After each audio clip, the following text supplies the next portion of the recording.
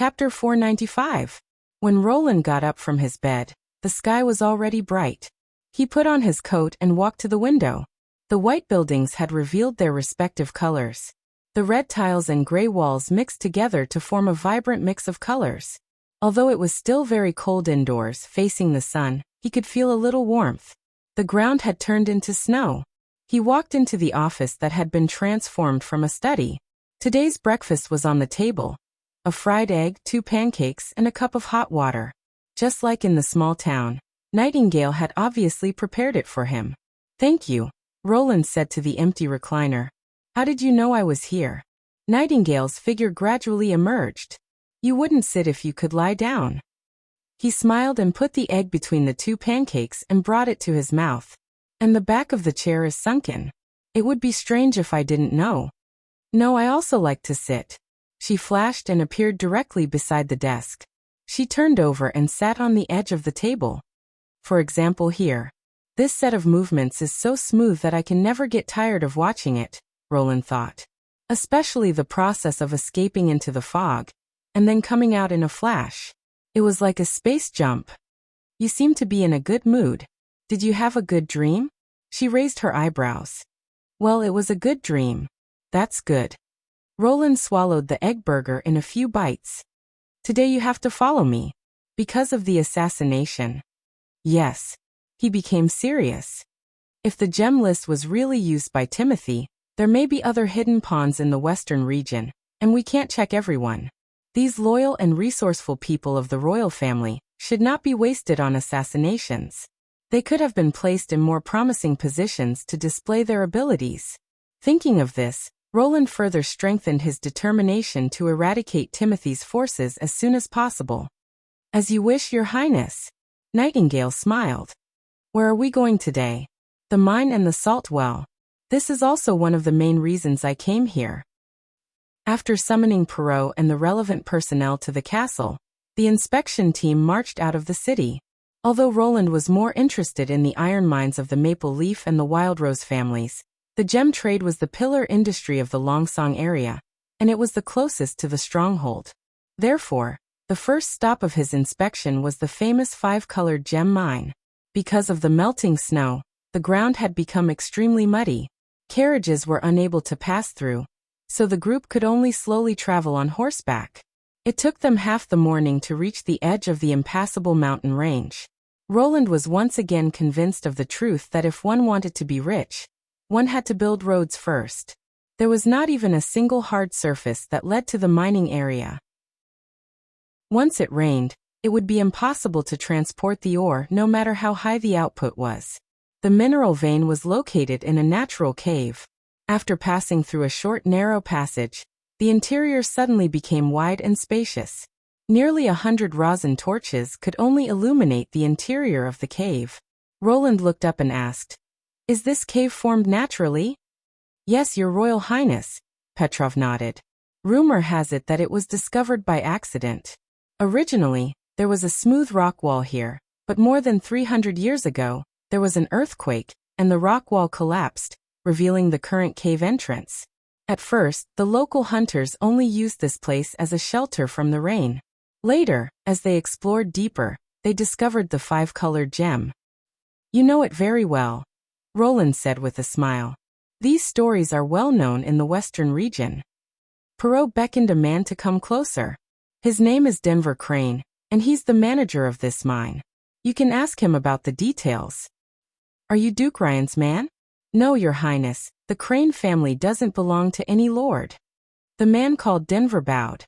He was about 30 years old, but he spoke like a calm old man. "We've lived around this mine for generations. The hunter who discovered it was also one of our ancestors. Our family has served 3 dukes, and we've drawn maps of the mine that are as tall as a person. No one knows the mine like the back of their hand." Roland could see that he was very proud of his knowledge. Even in front of the Prince of Grey Castle, he could still speak with assurance. Moreover, his steady temperament was particularly outstanding. Coupled with his fitting black uniform, he looked like an old butler of a 1,000-year-old family in the movies. Since this group of people had passed Nightingale's inspection before they set out, Roland was not worried that he was a spy. Why is there no one mining in the mine now? Because the months of demons have just ended, Your Highness, Denver answered without hesitation. The snow in the mountains melts and flows into the mountains. Although there are drainage ditches and catchment wells in the mine, the speed of collecting water is much faster than people carrying it. The vein at the bottom of the mine is temporarily inaccessible. According to previous practices, normal mining can only be done in the summer. Is it the same for the iron mines in the territories of Maple Leaf and Wild Rose? I've never been there, but I heard that the iron mines of the two families are located on higher ground. The mine tunnels extend upward, which is much better than here. But if you want to resume production, you'll have to wait at least a month. It seems that you need to set up a few more steam engines to help pump water. Roland shrugged. Steam engine? What's that? Denver looked puzzled. A machine that can keep the mine running all year round. The prince could not help but smile. You still need to learn a lot about mining. Denver did not seem to believe him. His lips moved, but he did not refute. Roland did not take it seriously. He was very familiar with the railway car and the supporting steam engine pumping and traction system in the North Slope mine. He had even sold a set to the mining tycoon in Silver City. Sooner or later, the mine would be replaced with a more efficient steam engine. However, he was not interested in gems, so he would definitely focus on the iron mines. In that case, let's go to the next inspection site. Roland turned and said, Wait, Your Highness. This is a small gift from the Crane family. Denver probably did not expect the prince to leave immediately. He hurriedly took 2 steps forward, took out a small wooden box from his bosom, and handed it to Roland. Oh, Roland took the wooden box with great interest and opened the lid. There were 2 sparkling and resplendent gems lying in the box. The light from the torches caused the gems to reflect an overlapping red and green brilliance. It was so dazzling that it was a little dazzling. He could not help but be stunned. This is the multicolored stone? Yes, Your Highness. They are the best of the purest gems, and also the family's collection from 100 years ago. Denver put his hand on his chest and said, The Crane family is honored to serve the new master of the Western region. Roland did not listen to the second half of the other party's words. His attention was completely focused on the gemstone. This light was too familiar. Even though he knew nothing about minerals, he had heard of the famous name of this type of stone. Chapter 496. When the diaspora reached the gemstone grade, it would refract a brilliant light due to its extremely high fiery color. At the same time, it had a very strong multicolor property. Unlike other color-changing gemstones that could change from one color to another, it could refract multiple colors at the same time. The most obvious one was the mixture of red and green. It was no wonder that the locals gave it the name of multicolored. When Barav introduced it to him, Roland immediately thought of this stone when he saw it with his own eyes. In addition, when diaspora lost water, it would turn into corundum. The gemstone level of corundum was the famous ruby and sapphire. Compared with the former, the latter was more famous. But what excited him was not the gemstone itself. After a long time, the prince closed the wooden box and asked excitedly, What about the residues dug out from the mine? You mean the gravel dug out from the mine? Yes, not just the stones but also the mud. How did you dispose of the waste? They were all dumped at the foot of the mountain after they were shipped out. Denver did not seem to understand the meaning of the prince's question. Your Highness, please rest assured. We have carefully screened these ores. They are either of poor quality, or they were broken during the mining process and can no longer be polished into gemstones. The most experienced veterans in the family were in charge of the screening process. It was impossible to miss anything. You're wrong. Roland shook his head with a smile. Those things are probably the real treasures. What? Denver was stunned, and the others looked quite surprised as well. It seemed that they could not associate mud with treasures. But he could not explain it, because in this era, it was difficult to even make steel, let alone refine aluminum. The main component of diaspora was alumina, and it was also an associated product of bauxite. The discovery of diaspora probably meant that this place was rich in aluminum, and the soil and rocks could be used as raw materials to refine aluminum. as the most abundant metal element in the earth. Aluminum was more abundant than iron, and could be found almost everywhere. In other words, Wuxia could also decompose a small amount of aluminum from a random stone dug out of the ground. It was just that it was not cost-effective to use it for industrial refining. Therefore, only places rich in aluminum could be mined. For example, the cave in front of them. Roland called Perrault aside and asked in a low voice, "How has the Crane family managed the gemstone mine for the past 200 years? What I mean is, how did the previous lords pay them?" "I've checked the accounts left behind by Osmond Ryan. The method of payment is very simple. Every year, the Crane family can choose a box of lesser gemstones from the gemstones they collect as payment. It's basically the same as weighing wheat." Perrault explained, "The square box is about the length and width of a palm, and the depth is about half a palm. As long as the lid is closed, you can put as many pills as you want. Of course, the rarest gems must be handed over to the Lord."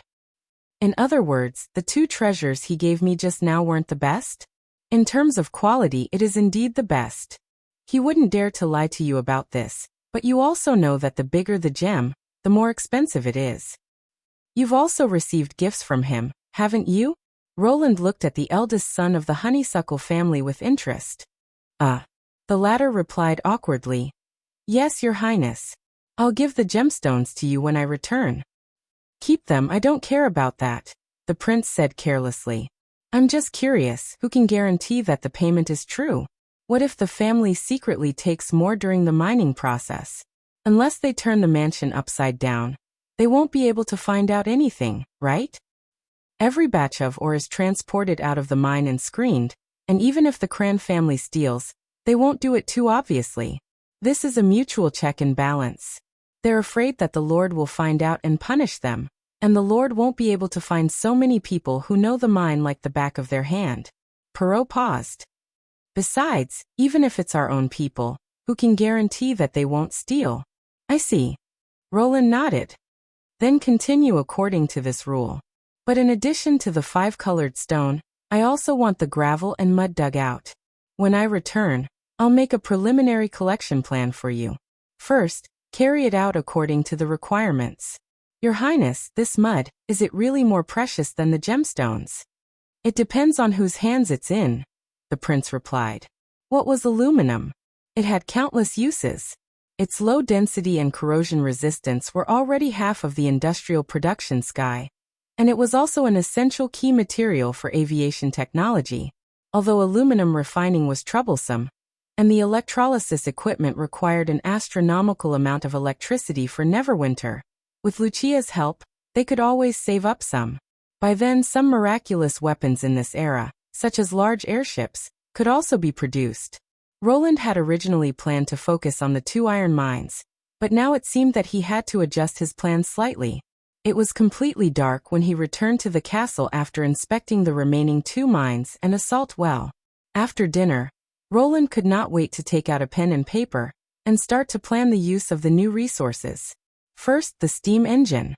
Whether it was the drainage of the mines, hauling, or extracting brine from the salt well, the steam engine could double the efficiency. Now that the Maple Leaf and Wild Rose families had been destroyed, he planned to transfer a group of skilled workers from the North Slope mine and hire a large number of workers from the Longsong area to start the operation of the 2 new iron mines. The ore could be hauled back to the border area for smelting. As for the gemstone mine, Roland needed to wait for Wuxia to go to Longsong to test the aluminum content in each tunnel before arranging the next mining direction. Another important point was the salt well. It was close to what Roland had expected. In addition to using the steam engine to pump water to increase the output, the only thing left to do was to remove the impurities. Considering the complex geological composition, he decided to take a tube of brine from each well back to the border area and hand it over to the chief alchemist, Kalsichi, to study the specific steps of removing impurities. After figuring out the process, he would set up a factory on the spot to produce salt on a large scale. Of course, the salt industry, like grain, should also be monopolized by the city hall. The Elk and Honeysuckle families' salt wells could receive technical support from Neverwinter, but the salt produced must be sold to the city hall at the stipulated market price, and they could not be sold to other cities for profit. If they could obtain a large amount of salt at a low price, it would undoubtedly open up a new trade route for Neverwinter. Chapter 497. The charming beauty slowly approached the dock. When Tilly walked out of the cabin, she saw that the dock was already full of witches waiting to welcome her. "Lady Tilly, you're finally back." With the help of the magic servant, Molly was the first to rush up to her. "Ah, so cunning," Honey cried. "Yes, where's Orbit? Hurry up and open the door so that we can go in too." Shadow shouted. "Stop it. My ability is not for you to harass Lady Tilly." The crowd immediately burst into laughter. Looking at the sincere smiles on everyone's faces, Tilly felt that the depression in her heart over the past few days had dissipated quite a bit. No matter what, this was her home, a country built by witches. Walking on the dock, Camilla Derry came up to her and said, "You were gone for so long. I was worried that you wouldn't come back." "Of course not," Tilly said with a smile. "I just didn't expect that the months of demons would last so long. How's the sleeping island?" "Of course, now that you've given it to me, I certainly won't let you down," Camilla said, putting her hand on her chest. "All in all, things are looking up, and the sleeping spell is a good idea. I'll report the details to you later, but now, I'd better hand you over to all the witches." She blinked and said, "Otherwise I'll be swallowed alive by them." As a great noble born in King's City, Camilla was very good at managing affairs, and was the main executor of Tilly's gathering of witches. It was because of her that Tilly dared to leave the fjords for a long time, and go to the western region of the kingdom to explore. She shook her head helplessly and walked past the chief butler of Sleeping Island. When she raised her hand to the crowd, she was surrounded by a swarm of witches. "Your Highness, have you seen my brother? How did he treat you? I heard that there is also a witch organization in the town. Will they come and live with us? The people in that remote town really don't lack food and clothes, and they all live in new houses. It's good that you're back, everyone missed you." Tilly responded to everyone's questions and concerns until Shavi flew onto the dock with a pile of books. Only then did everyone turn their attention to this batch of priceless treasures. "What is this?" someone asked curiously. "Ancient relics? No matter how I look at it, it doesn't look like it. The pages are all new. Maybe it's a legendary story? Or a theater script? To tell you the truth, I haven't seen a play in a long time." But what if I can't read?" Tilly clapped her hands to calm everyone down. "These are gifts from His Highness Roland Wimbledon, including reading and writing manuals, basic mathematics, and the principles of nature. To put it simply, they are knowledge. No sense." Most of the witches looked confused. Only a few noble witches, including Camilla, looked surprised. "Are you going to teach everyone knowledge?" Tilly nodded. "This is also the only shortcut to improve our own abilities." Roland had mentioned that universal education was not an easy thing to achieve. It required a lot of money and time. When people put down their work and spread out their books to learn how to read and write, it meant that the territory temporarily lost a part of the labor force. In addition, encouraging them to study actively also required the support of money, including the teachers' salaries and the construction of school buildings, which was not a small number. The most important thing was that, unlike doing business, it would not have an immediate effect. It required the governor to implement it over a long period of time. But the changes it brought were impressive, not only for ordinary people but also for witches. Tilly had already seen this in Border Town. Before going to the western region, she had never thought that a group of ordinary people could shine with such vitality. After returning to the Summer Palace, just as she was about to start arranging the universal education plan according to Scroll's method, Ashes knocked on the door. "Thunder wants to see you." "How long time no see, Your Highness Tilly." Thunder was still the same, with a hearty and friendly smile. "How was it? Did this trip to the western region solve your problems?" "To be honest, I didn't find the answer." Tilly shook her head with a smile. "After all, he has some reservations about me. But in the current situation, these things have become less important. By the way, do you know about demons? A monster from hell?" Thunder raised his eyebrows. In epics and legends, it is often heard that the heroic knight stepped forward bravely and used a spear stained with dragon's blood to kill these ferocious and terrible enemies. This time they are not the enemies in the books. She exhaled. Ah, what do you mean? I don't know whether those dragons exist or not, but the demons are real. Tilly briefly told him about the Witch Union and the Battle of Divine Will. The Four Kingdoms are just the barbarian land of the past. If we lose again, human beings will have no way out. There's actually such a thing. Thunder did not say a word. After listening to her, he exclaimed, "The ruins all over the world are the work of witches. And Border Town actually found an ancient witch from more than 400 years ago? This is incredible. The harvest you have gained from this trip is more than the secrets I have discovered in my life." Tilly was slightly stunned. "Aren't you afraid?" "Afraid? Of course I am," he said excitedly. "But compared to the burning desire to explore in my heart, this fear is nothing. Damn it, I really want to go to Grey Castle myself and see the living ruins." Princess Tilly did not know whether to laugh or cry. The main purpose of going to the western region was to see Agatha, not her own daughter. She did not know whether she should be happy or sad for Lightning. Without this experience, I'm afraid the title of the greatest explorer in the fjords could only belong to you. Thunder sighed for a while and said, "But I also found something very extraordinary." "Please go ahead." "I went to the east of the ceiling again." "The ceiling?" Tilly was puzzled. "What's that?" I forgot that you were still in Border Town when I came back last time." He touched the back of his head. "It's a cliff made of seawater, which divides the sea into two plains. However, ships can travel freely on it just like a spider climbing a wall." "What? That's impossible."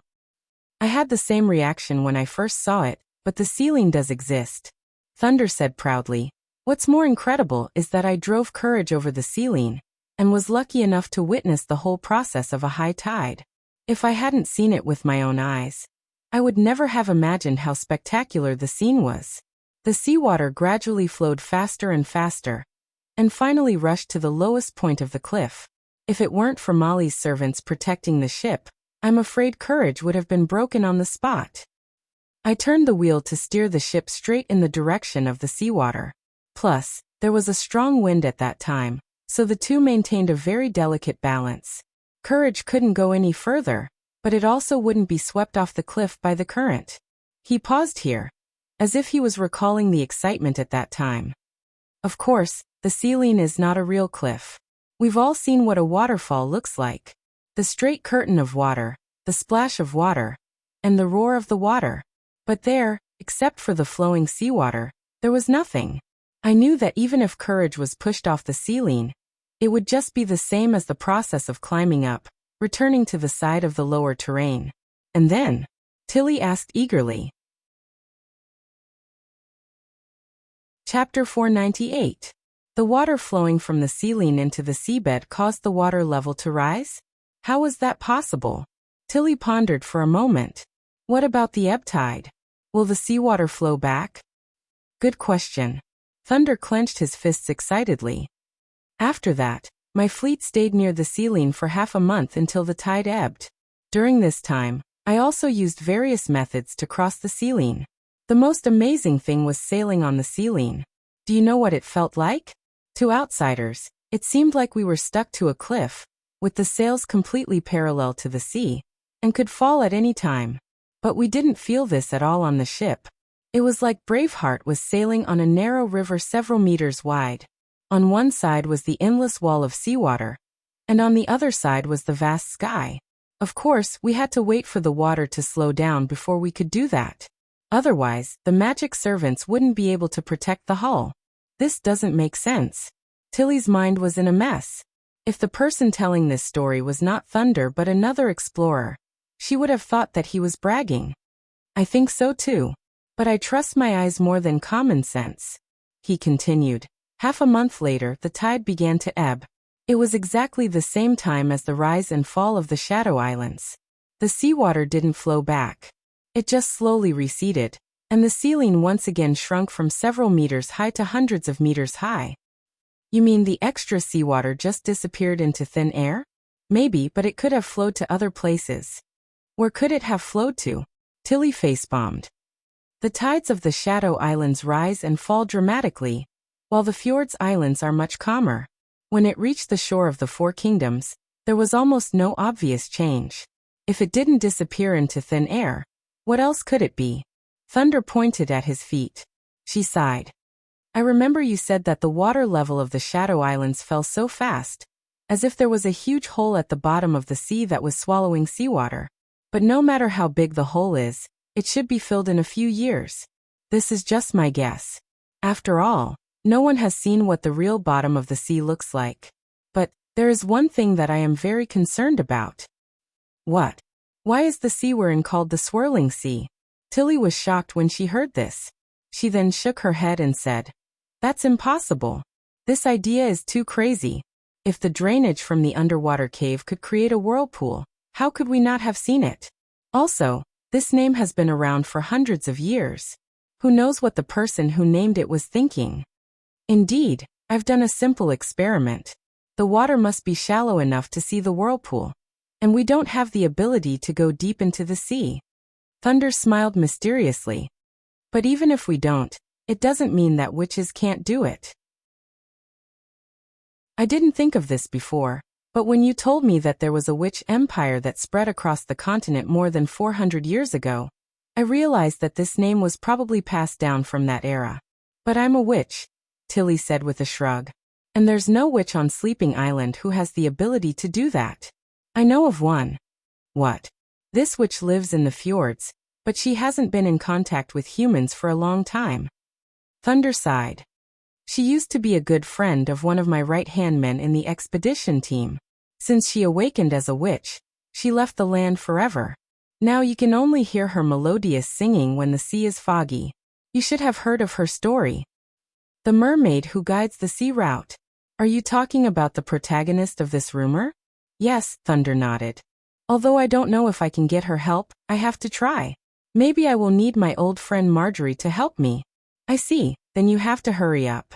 Tilly frowned and said, It seems that some of the sea merchants in the fjords want to catch the mermaid. A month ago, Sleeping Spell received several commissions to hire witches to catch the mermaid. Honey specially sent a messenger to ask me, but I rejected it. Her singing is regarded as a symbol of good luck and safety by all the sailors and explorers in the fjords. These merchants are simply crazy, Thunder asked in a deep voice. Can you tell me who they are?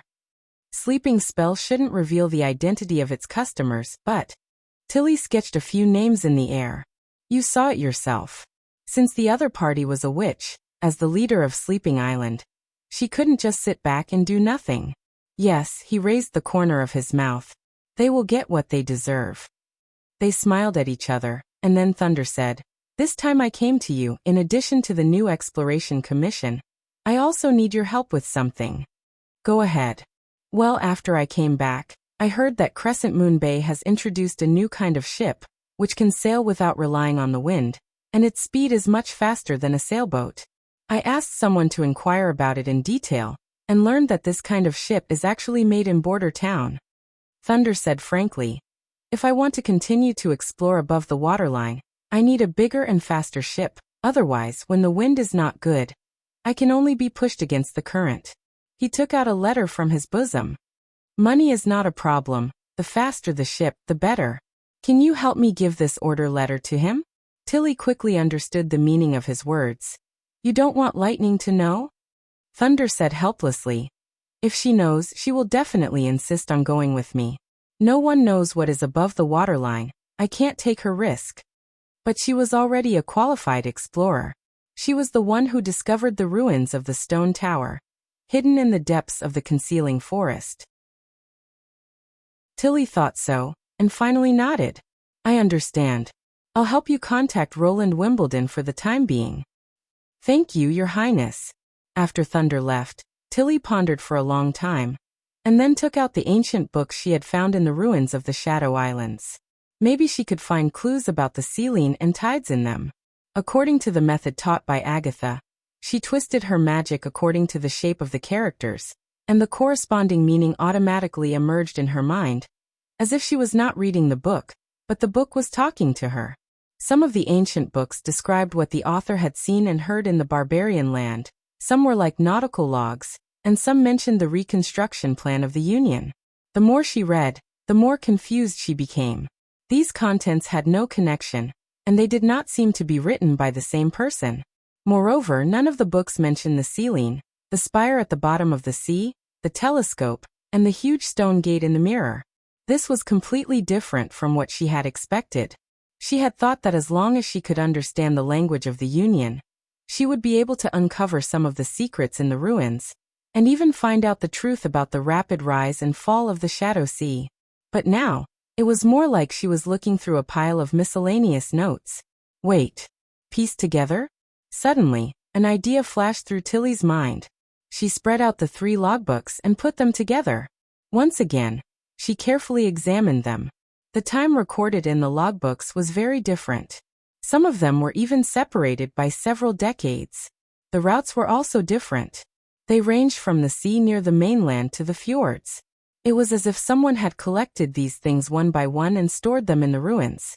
When this idea came to her mind, she could not help but feel a chill running down her spine.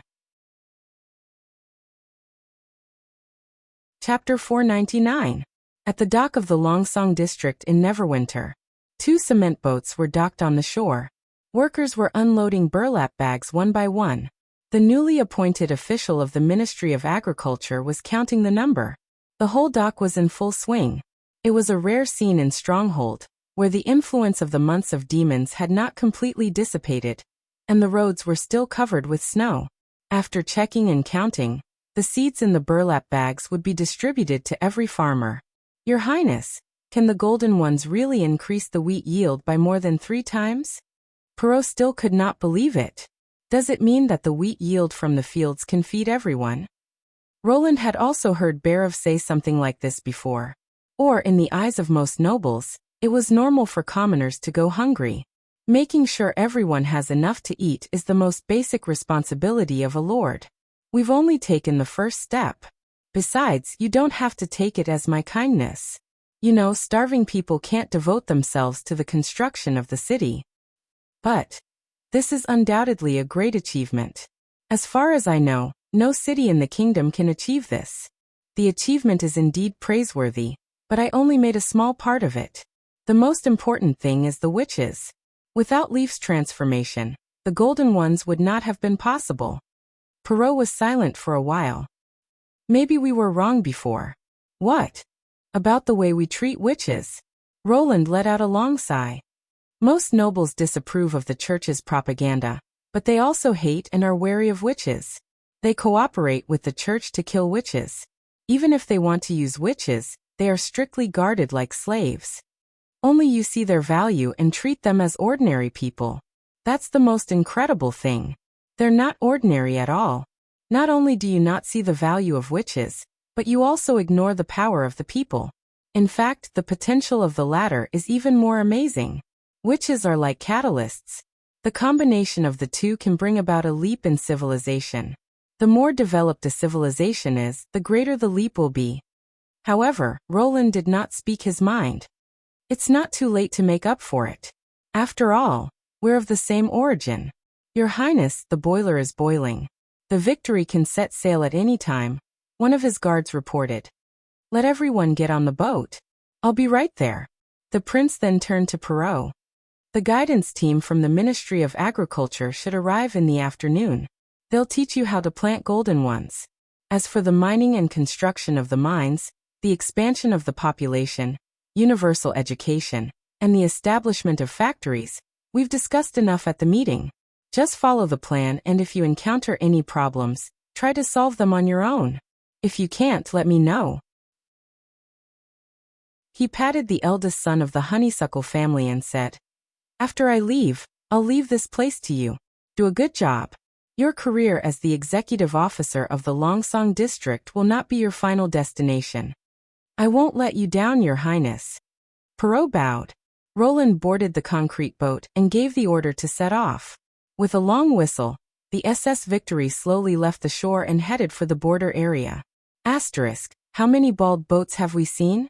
Joe clicked his tongue. They all came from the direction of the town. That's called the border area. Didn't the Lord say that we're now a city with the town?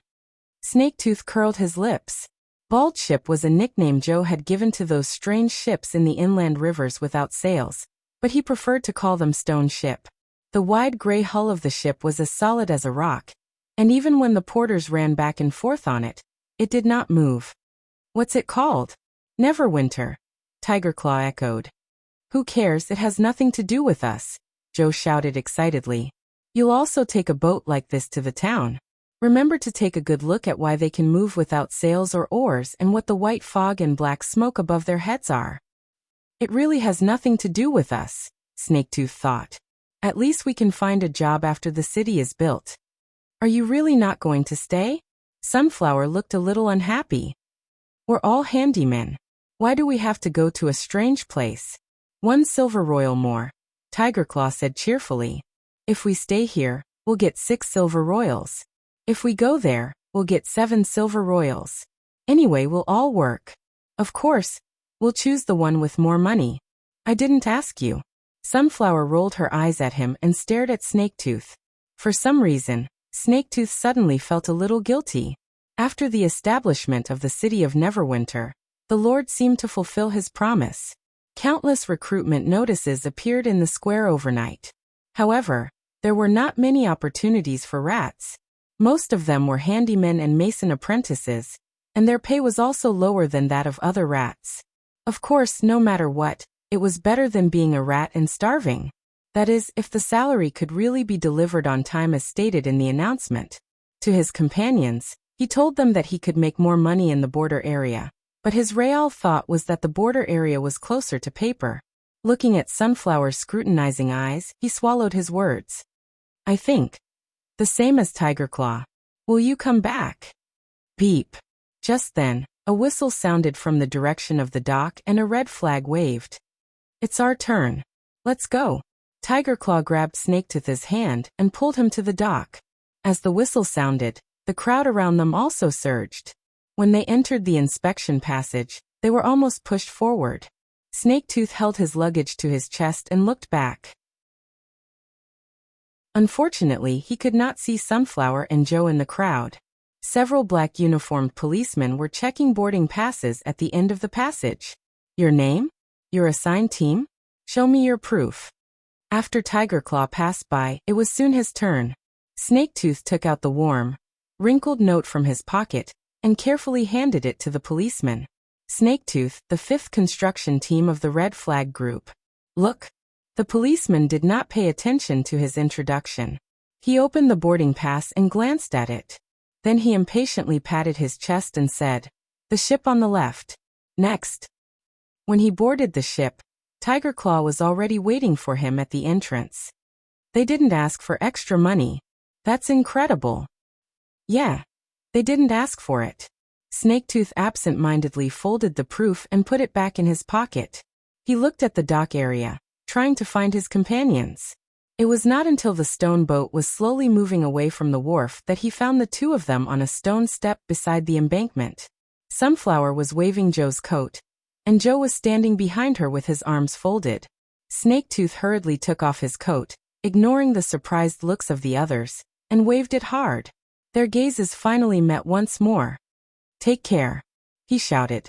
Sunflower seemed to be saying something too, but the roar of the ship drowned out their voices. Sunflower chased after them along the embankment for a while, but the stone ship gradually disappeared from her sight.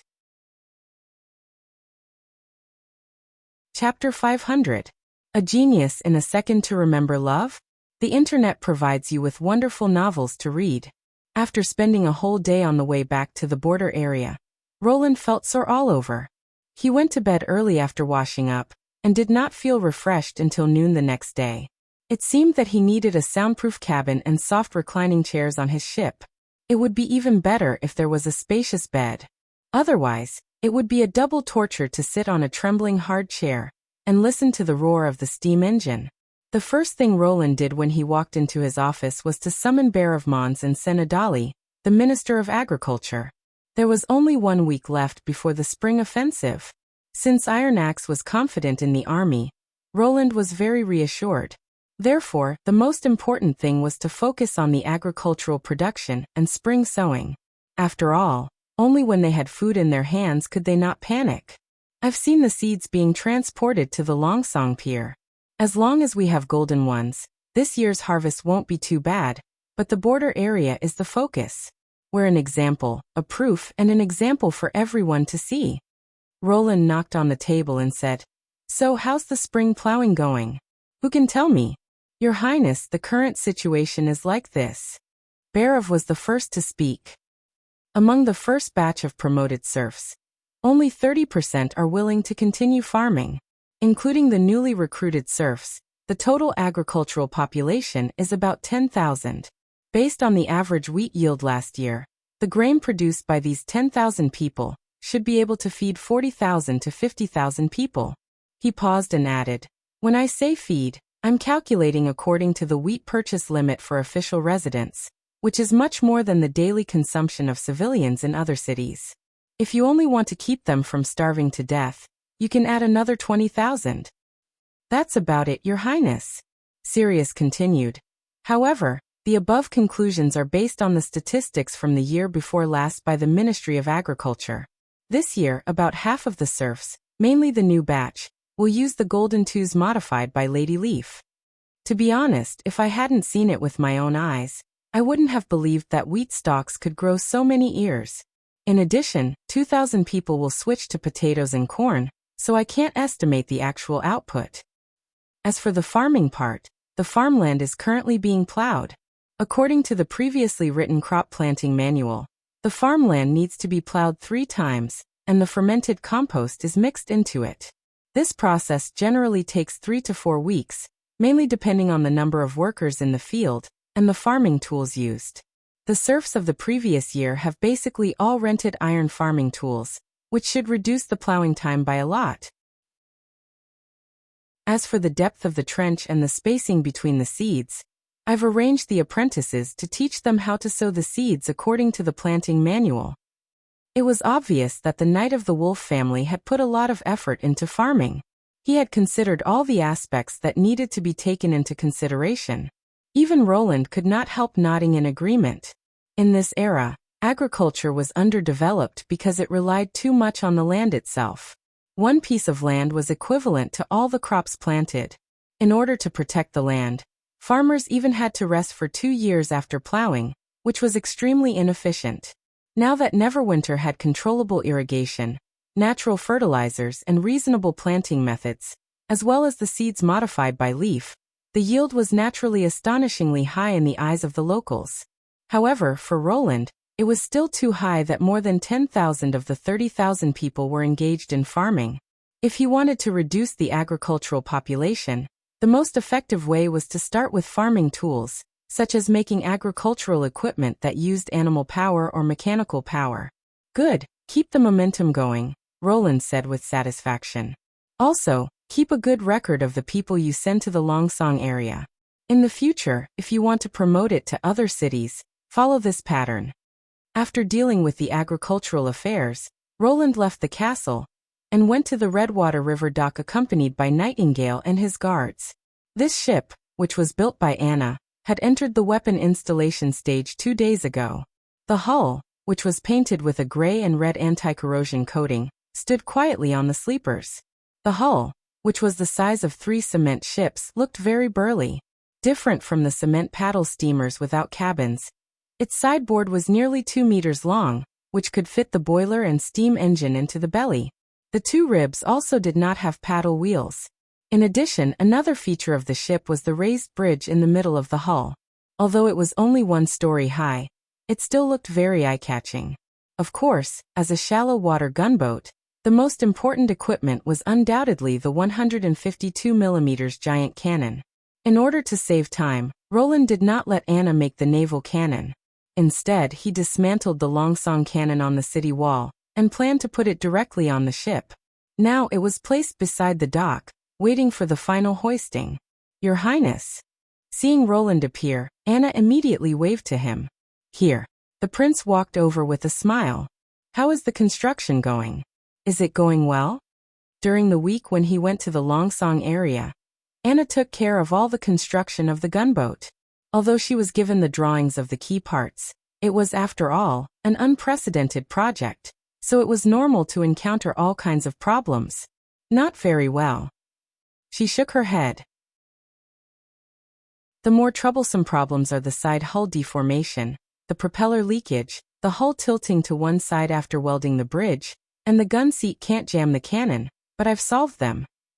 All solved? Roland was surprised. Yes, Anna said with a bright smile, counting with her fingers. The side deformation is caused by the thin steel plate of the ship, so I installed a fixed support frame at the vulnerable part. The propeller leakage is caused by the gap between the casing and the connecting rod. I surrounded the gap with a water tank, so that the water would not leak everywhere and could be pumped out by the steam engine. The bridge deviation is caused by the asymmetry of the weight, so I can modify it a little bit. The problem of the gun seat is the most difficult to solve. I finally found the inspiration from the revolver. First, I cut a row of teeth on the bottom ring, and then I added a claw that can be inserted between the teeth, so that the rotating gun seat can be fixed in any direction I want to aim at. Roland blinked and said after a long time, "You're really a genius." Although none of these problems were difficult to solve, it was especially so for someone who had drawn countless mechanical blueprints. Perhaps only Anna had such meticulous observation skills to be able to link the structure of the revolver to the way the turret was fixed. "By the way, Your Highness, does this ship have a name?" "Not yet." He raised his eyebrows. "Why? The soldiers of the First Army come to see it every few days, and they even fight to carve their names on the bridge." Anna chuckled. "They say you promised that the best gunner can have a ship named after him." Chapter 501. Genius in a Second to Remember Love? TalkNet, providing you with wonderful novels to read. King's City of Grey Castle, Garden Mansion in the Inner City. Love Gob Little Say Netku. Ever since His Highness Roland Wimbledon launched a surprise attack on the palace and destroyed the Hall of Sky Dome, Theo's status had soared. All the members of the Dove and Top Hat respected him, and the intelligence organization had truly stabilized.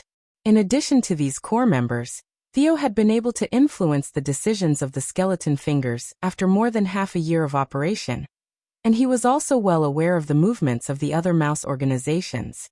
Whether it was in the patrol team or in Blackstreet, he had bribed informants. If it was just information, they would get paid, and these people didn't care who they worked for. Currently, he was still unable to infiltrate the upper nobles. That was a place where family background and titles were important. Gold royals alone would not be of much use. However, with the help of the rat leader, who was inextricably linked to the nobles, some unimportant information would often leak into his ears. For example, the news he was hearing now. Timothy will send a team of about 500 people to block the Redwater River? Theo tapped the armrest of his chair and said, "He's really going to do that?" "Yes," Rockhill said in a muffled voice. "At least half of them are Blood Sale Association rats." Boss said it himself. "Because it's a lucrative job. There was internal strife in the gang yesterday and 5 or 6 people were killed or injured." "It's indeed a lucrative job," Clown whistled. "Think about it. What can they intercept? Merchant ships. What are the consequences of violating the king's ban? Of course, they confiscate the goods and extort a large sum of money. Is there anyone better at this than the rats? Of course. The patrol team is not bad either. Love Gob Little Say Netku. Since half of them are rats, I think the other half are the guards of the false king," Hillfox said calmly. This morning someone noticed 4 hawk-headed ships at the suburban pier. Theo could not help but frown. The hawk-headed ship was a kind of river warship with a slender hull, sails, and oars. It was very fast. Below the waterline, there was a raised ram, and there were iron hooks on both sides of the ship. Once it caught up with the target, it could be tightly locked together, so that the soldiers on the ship could jump over and fight. Ordinary merchant ships could not escape its pursuit. So, to sum up the intelligence, the false king plans to send a fleet of 500 people to block the Redwater River, including 4 warships and more than 200 fully armed guards. Besides, secretly, this is not good news. Timothy's plan to block the trade route had been leaked long before the months of demons, but at that time, most people thought that he would set the checkpoint near the canal and completely ban the trade with the western region. After all, the lords of Silver City and Redwater City would not be happy to see them lose a large sum of money because of an inexplicable order. Forcibly setting the checkpoint on the border between the western region and the central region would only make the local lords destroy the checkpoint. But with 4 warships, the situation was different. First of all, the other lords had almost no ability to fight on the water. Warships could freely come and go along the Redwater River, and the caravan could be intercepted at any place. Even if they wanted to do something, they would not be able to do it. Second, this reaction showed Timothy's determination to deal with the western region. He was determined to do this even if it would make him hostile to the other lords. Theo looked at Hill, who nodded at him, seeming to have also thought of this. Timothy probably won't set a fixed checkpoint, but will use the Redwater River to attack any caravan he sees. When they fight on the water, they are pirates, and when they come ashore, they are bandits. A fleet of 500 people is a nightmare for any caravan. In this way, the western region may really be cut off from supplies. I will report this news to His Highness as soon as possible, Theo said in a low voice. Last year, Border Town had purchased a large amount of food, clothing and ore, and now they had annexed Longsong's stronghold. In theory, the number of supplies they needed would be further increased. If their trade routes were cut off, it would inevitably be a great trouble for His Highness. Theo did not know whether he would be able to smoothly solve this thorny problem. At this moment, the sound of flapping wings came from the garden. Theo got up and pushed open the small door of the backyard. A gray falcon, like lightning, flew into the house, circled around, and landed on his shoulder. Seeing that it was a letter from the western region, the members of the circus unanimously put their hands on their chests and bowed their heads to show respect. Theo took the note and opened it, quickly scanning the contents of the secret letter. His heart fiercely jumped. Ha! Ha! Then he could not help but laugh. Although he knew that as an intelligence officer, he should not reveal his expression, but this news was too surprising, and he could not suppress the joy in his heart. It seems that we don't have to worry about this matter. Does His Highness already know? Hill looked up and asked. No, he is about to fundamentally solve this problem, he said excitedly in a low voice. Fundamentally. The clown was puzzled. You mean? Yes, His Highness' First Army has already set off, and their target is King's City. Theo clenched his fists. The time to pull Timothy off the throne has come. Although he knew that His Highness would launch an operation this year, he did not expect it to be so soon. For the sake of confidentiality, His Highness had not told him the specific plan of action. Only today did he know that the offensive was actually scheduled for spring, and it just happened to be at the time of spring plowing. I have finally waited for this day. Hill took a deep breath and suddenly knelt down on one knee. What orders does His Highness have? Please tell us. The other 5 people also knelt down. For the new king. Theo's mood was also stirred up. That's right, he thought. If Timothy fell from power, Roland Wimbledon would become the only heir to the kingdom of Grey Castle. He would take over the crown and be crowned king, and Theo might also leap into the upper echelons of power, climbing a new stage that he had never thought of before. As for the odds of winning this war, and whether Timothy could stop His Highness Roland, he did not even think about it. Anyone who had witnessed the Battle of the First Army would not have any doubts about the result of the spring offensive. His Highness' order is not to approach the West City Gate on the day of the siege, and at the same time, to restrain the rats from taking advantage of the chaos and restore the post-war order as soon as possible. Theo slowly read the second half of the secret letter. Provide as much help as possible to the suffering civilians, such as medical treatment, shelter and food supplies. After the order is stabilized, hand over to the First Army to deal with it. That's it? The crowd looked at each other. Don't we need to trick the city gate into opening, or set fire everywhere to attract the attention of the garrison? Chapter 502. Genius in a second to remember love/go/small? To provide you with wonderful novels to read. Roland stood on the rooftop of the bridge command room. looking at the long fleet behind him in a straight line, his heart surging. Except for the flagship Roland, the rest of the ships were slow and clumsy concrete ships, but when more than a dozen of them were put together, it was still a spectacular sight. The white smoke coming out of the chimneys formed a long line, and the river swayed to both sides because of the huge fleet. The bow of the ships rose and fell as they broke through the waves, giving them an indomitable momentum.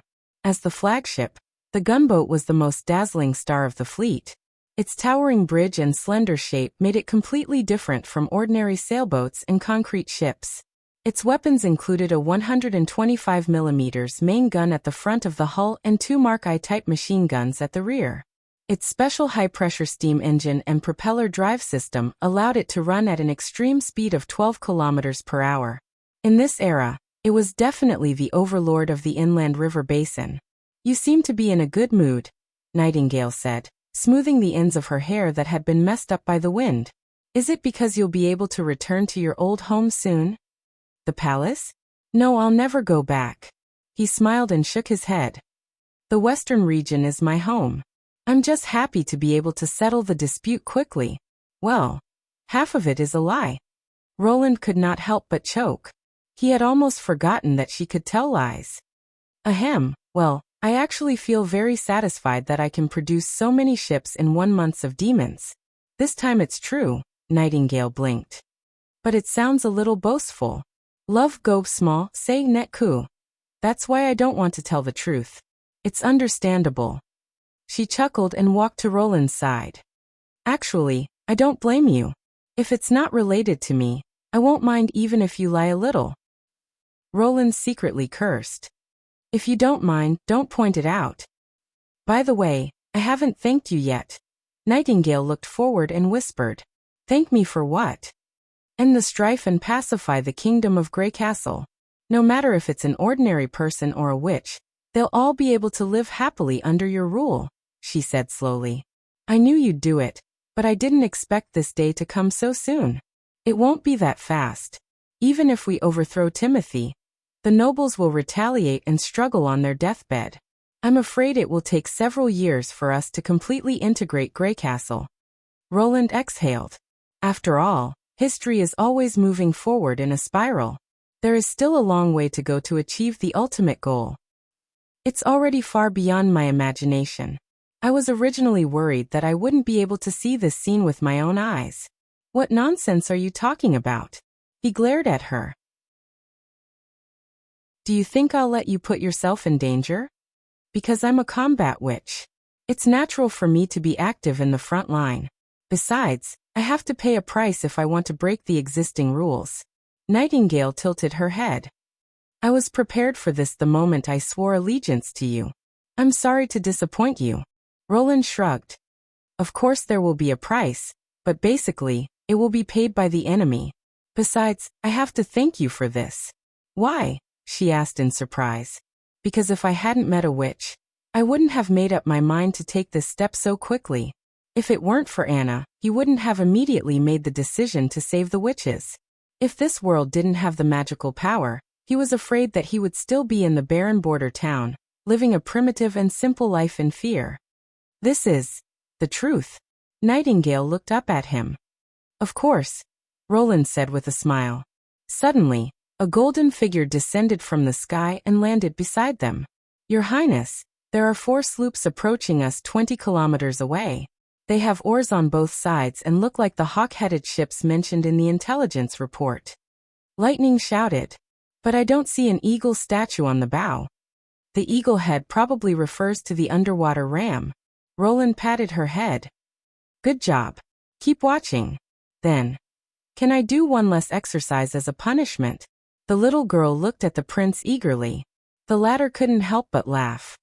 "Well, if you can promise not to run around in the future, you can do only one exercise." "Yes." Lightning's eyes immediately lit up.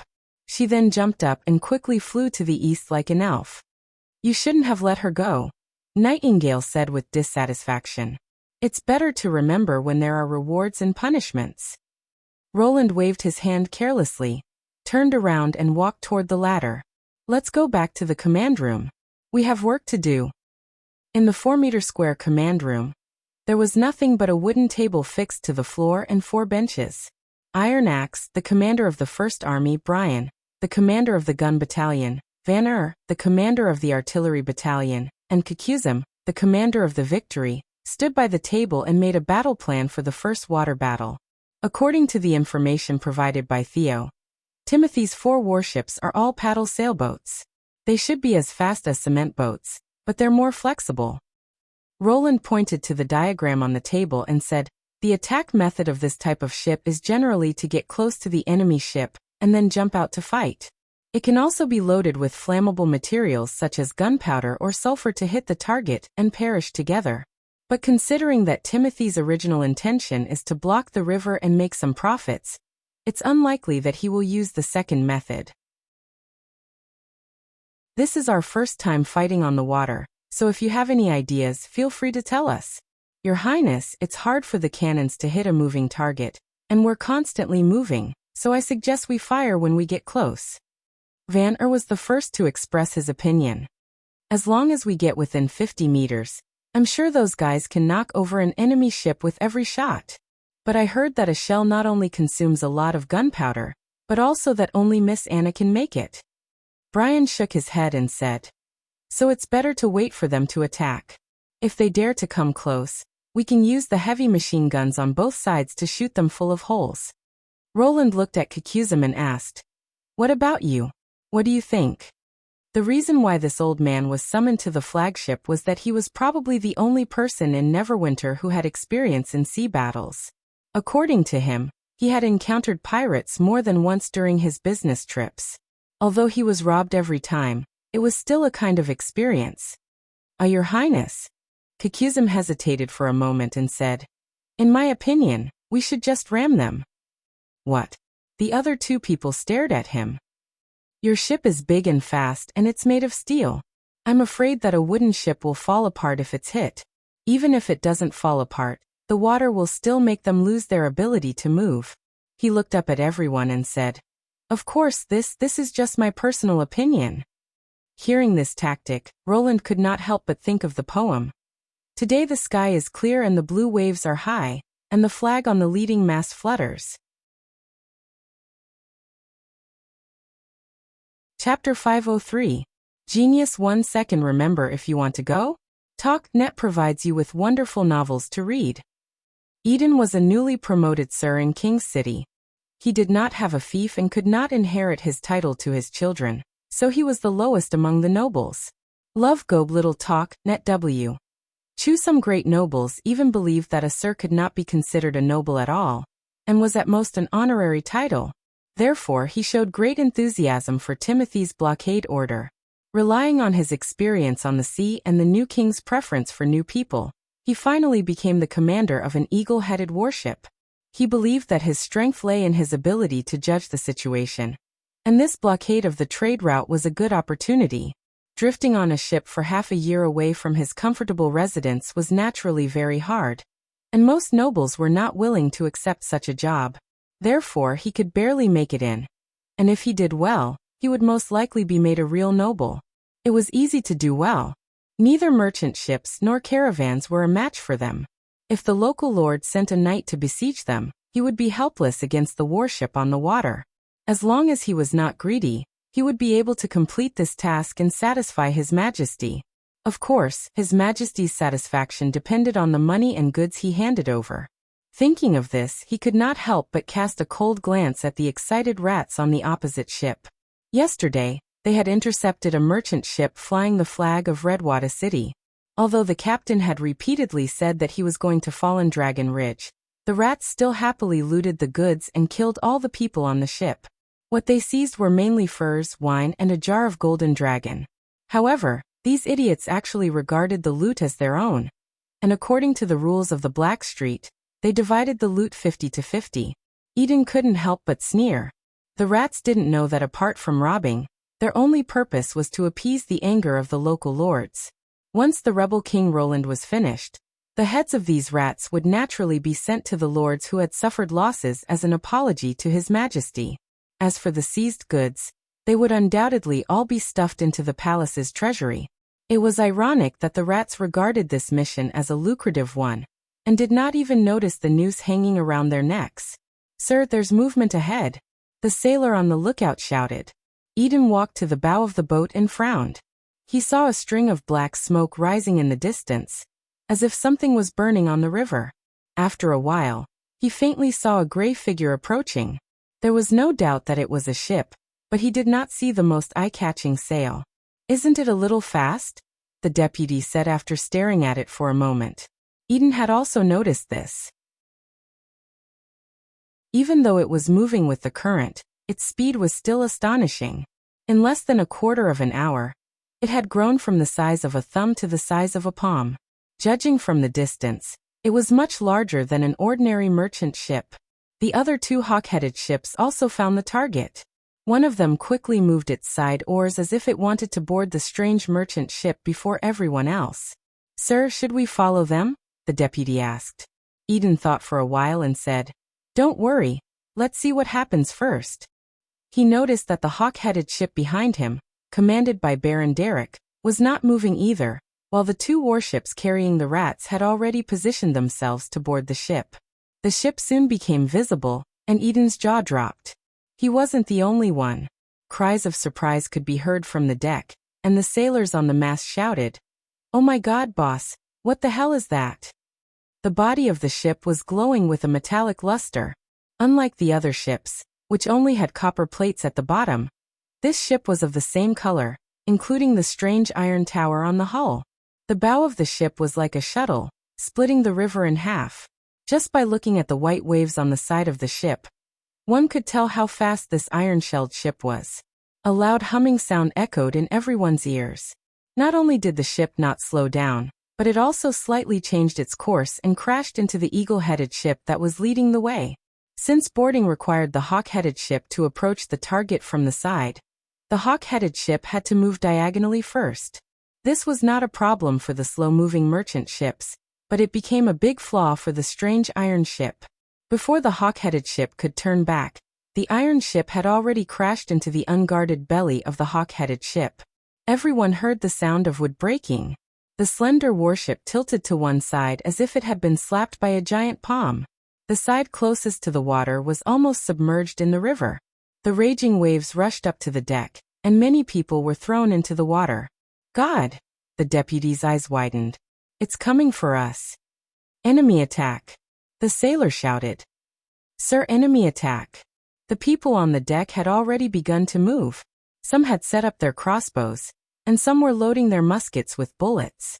Seeing the flag of the high tower and twin spears fluttering above the iron ship, Eden swallowed hard and ordered through gritted teeth, "Tell the oarsmen to move. Get closer to the shore." He had never seen this flag before, but he had already guessed that only the prince of the western region, who was rumored to have made a deal with the devil, could have made such a terrible thing. Not only was it huge, but it was also faster than the slender rowboat. This was not something a mortal could do. "Aren't we going to run?" the deputy asked in a trembling voice. "Run?" he scolded. "It's faster than us. Where can you run to? Only by sticking close to the shore can we prevent it from crashing into us. If we go around its back, we might have a chance to board and fight. Damn it, go and deliver my order." Pushing away the panicking deputy, Eden looked at the hawk-headed ship that was the first to be hit. His hands and feet were cold. Even though he could not see the situation in the cabin, he could imagine it. The bow of the iron ship had completely pierced into the belly of the warship. Even if it had not been split in two, the long and curved hull would not have lasted for long. The sailors who rowed the oars were undoubtedly the most unlucky ones. Being crushed by the iron head was already a pretty good ending. The most miserable ones were those who were stuck in the cabin and couldn't move. They could only be choked to death by the gushing river water. Cries, curses, and screams mixed together like a pot of boiling water. Although most of the people on the ship were rats, the fear spreading through the ship made Eden sympathize with them. The situation had been reversed, and the hunter had become the prey. As the iron ship suddenly slowed down, the bent hawk-headed ship finally fell off the bow of the enemy and quickly capsized. River water gushed in through the hole, and the waves were blood-red. The second warship was desperately turning around, trying to get away from the enemy as soon as possible, but the Grim Reaper's cry rang out again. With a deafening roar, the iron ship began to accelerate toward the nearest ship, leaving a long trail of black smoke behind. To be continued. Chapter 504. Since the second battleship was halfway through its turn, it was in a worse situation than the first one. In the face of the iron-shelled ship that was rushing straight towards them, the rats were scared out of their wits. A few of them could still fight back and shot arrows at the enemy, but the arrows were no different from tiny sewing needles in front of such a huge ship. They could not even leave a mark on the iron plate. Soon, the irresistible iron ship crashed into the center of the hawk-headed ship at an almost vertical angle, crushing more than 10 long oars. Then Eden witnessed an incredible scene. Under the combined force of the current and the impact, one side of the battleship was suddenly pressed into the water, and the bow of the enemy ship arched upward. The latter raised its bow as if it had run aground on the shore, and then smashed hard on the deck. The hawk-headed ship immediately made an ear-piercing twisting sound, and the rats who were still alive jumped into the water to escape. Those who had their limbs broken could only scream and roll on the tilted deck, leaving trails of blood behind. Eden watched the iron ship slowly fall, and the long and narrow hull of the ship, which could not bear the heavy load, made a series of cracking sounds. After all, the wooden ship was not as sturdy as the beech. Under the heavy pressure and pushing, the hull suddenly broke in the middle, and the two ends of the ship rose up violently, splashing water everywhere. The two halves of the battleship did not sink quickly. Instead, they lay on the surface of the river like a corpse, with only half of the side exposed.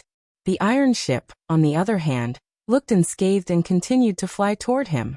Eden heard a series of gasps. Half of the 4 hawk-headed ships had been destroyed in an instant, and the one he was commanding was about to be the next one. At that moment, he was ready to jump off the ship and run for his life. But fortunately, he made the right bet. Seeing that his ship was completely close to the shore, the enemies changed their course and chased after the last ship, the Baron Derrick, which had turned around and was running away. "Raise your bows and fire sticks." Eden let out a long sigh and roared. "We're going to kill these bastards hiding in their iron shells. For every enemy they kill, I will reward them with a gold royal. Do you hear me? A golden dragon." If he escaped back to King City like this, even if he survived, he would have no chance of promotion. His only chance was to defeat the rebel king's ship and take it to His Majesty Timothy. Even if the ship was made by demons from hell, as long as the people on it were like him, there was still a chance to turn the tide. Not being crushed by the enemy ship like ants, the sailors regained their courage. These people were used to living on the edge of a knife, and were used to seeing bloody scenes. As long as it was not a one-sided massacre, they were still interested in fighting for the Golden Dragon. Ascertaining that they would not be rammed, the hawk-headed boat left the bank, and advanced in the same direction as the iron-hulled vessel, which was soon abreast of them. Just as the enemy was about to overtake them, the two ships were only a few meters away from each other. The sailors raised their weapons and prepared to fight with the enemy ship first. When the two ships came together, they would jump over and fight. This was a common tactic used to deal with merchant ships. However, the deck of the enemy ship was empty except for a long black pipe at the stern, which was surrounded by iron sheets and had a row of small holes in the center, which was aimed at the eager sailors. Before Eden could figure out what it was, a long tongue of flame shot out from the front of the iron pipe. Blood sprayed out from the row of people, and splinters of wood and flesh flew everywhere. The sailors fell like wheat being cut down. Those who came to their senses tried to find cover, but neither the barrels nor the mast were of any use. The iron pipe was pointing at the Grim Reaper. The barrels were torn to pieces, and the mast could not withstand the continuous attacks of such a terrifying weapon. With a creak, the mast broke into two, and the top half rolled up into the water. The hawk-headed boat, which had lost its main driving force, suddenly slowed down. The turning point that Eden had imagined did not come true. He roughly understood that it was a kind of gun, but because it was firing so fast, the banging sound turned into a continuous sizzling sound. However, he could not understand how the rebel king could use a weapon that took so long to reload and had such poor accuracy. Perhaps the only explanation was the power of the devil.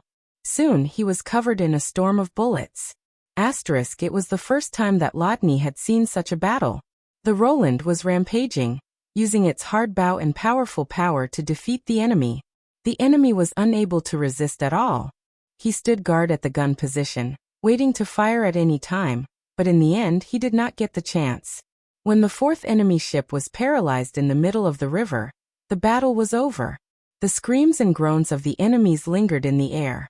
The survivors had completely lost their will to fight. They swam to the riverbank and fled into the woods without looking back. His Highness did not give any orders to chase after these stray dogs and let them go. There were also some seriously injured people who were lying on the wreckage and dying. Naturally, no one would save them, and they would have to fend for themselves. What a pity. Jop put the shell back into the box. I thought I could show those guys from the gun battalion the real power of the cannon. Yes, Narsen replied regretfully. Compared with the ammunition consumed by the heavy machine gun just now, a shell is not much more, and it saves a lot of trouble. That's enough. This was made by Miss Anna herself. How can it be compared with the hundreds of machine gun bullets produced every day? Vanner frowned. You guys will be the ones to fight in the siege later. When the time comes, you better aim well and don't lose face for the artillery battalion. I picked you guys. Elite group, Mr. Battalion Commander, you've said it many times. Narsen spread out his hands and said, Don't worry. I promise I'll blow up the gate of King's City within 3 shots. He nudged Lodny and said, Hey, say something. I want to have a warship like this. What? The other 4 were stunned. I want to have a shallow water gunship like this, he repeated with sparkling eyes. Call it the Rodney. Wait, don't you think you should give this honor to your brother? The second one should be named Nelson. No. Brother, I won't give it to you. You two can save it. The second one can only be the Vanner. Don't forget who recruited you into the elite artillery group. Again, Cat's Claw sighed. Can't it be the Cat's Claw or the Jop? Jop muttered in a low voice. No, the 3 replied in unison. Chapter 505. Your Highness, there's a team stationed at the docks, reported Lightning, who was responsible for monitoring the enemy. There are about 100 of them, and they look like militia. Only 100 people? Roland was a little surprised. It was not surprising that Timothy would set up a defense at the suburban docks. The huge fleet passing through Redwater City and Silver City was bound to be noticed. Although steamships were much faster than sailing ships, and it only took them 5 days to complete the journey that took the latter a week, it was still not as fast as messengers who changed horses day and night, not to mention carrier pigeons. If the new king's spies used carrier pigeons to send messages, Timothy would probably receive the news 2 or 3 days in advance. However, it was surprising that the other side only sent 100 people to guard the docks. According to Roland's plan, the first battle would take place near the docks. In order to prevent his troops from landing smoothly, they would have stationed crossbowmen and musketeers on both sides of the river. They might even have set up catapults. This was also why he wanted to build river gunboats before the spring offensive. Waterway transportation was far more efficient than land transportation, but it also had the disadvantages of docking and being easily ambushed. However, with the ability to attack land, he could easily defeat the enemy's ambush and open up a safe landing site. It seemed that the other side had given up the huge advantage of attacking halfway across the river. It was correct in the end, but it was unreasonable. Timothy could not possibly know the range and power of the 152mm naval gun. Thinking of this, Roland called Sylvie over and asked, Did the militia carry any berserk pills? Sylvie summoned the Eye of Magic and observed for a while. I didn't find any pills. Some of them were not even fully equipped with weapons, but there seems to be something strange in the ground. In the ground? They buried something under the ground. On the docks too. Sylvie frowned. They were earthen jars and barrels, filled with black and gray powder. This is gunpowder? Nightingale could not help but ask. So that's how it is, then it makes sense, Roland said, pretending to be relaxed. The militia of 100 or so people was just bait sent by Timothy to attract our attention. His real purpose was to let us seize this rare opportunity to land on the shore, capture the dock, and then detonate the gunpowder, sending us and the dock to heaven. Although he said it casually, he did not think so. This kind of tactic, similar to the ancient landmine war, was indeed a good plan. Even if he knew something was wrong, he would still have to get off the boat. Since they had chosen waterway transportation, the docks were the only way, and Timothy was obviously aware of this. However, he did not intend to defend directly, but set an ambush in the dark to catch him unprepared. If it weren't for Sylvie, he might have really suffered a great loss. However, since they had been discovered in advance, it was still very easy to solve the problem. Without wireless detonation technology, Timothy would inevitably arrange people to ignite the gunpowder near the barrels. As long as they got rid of them in advance, everything would be fine. No matter what, they had to protect the docks.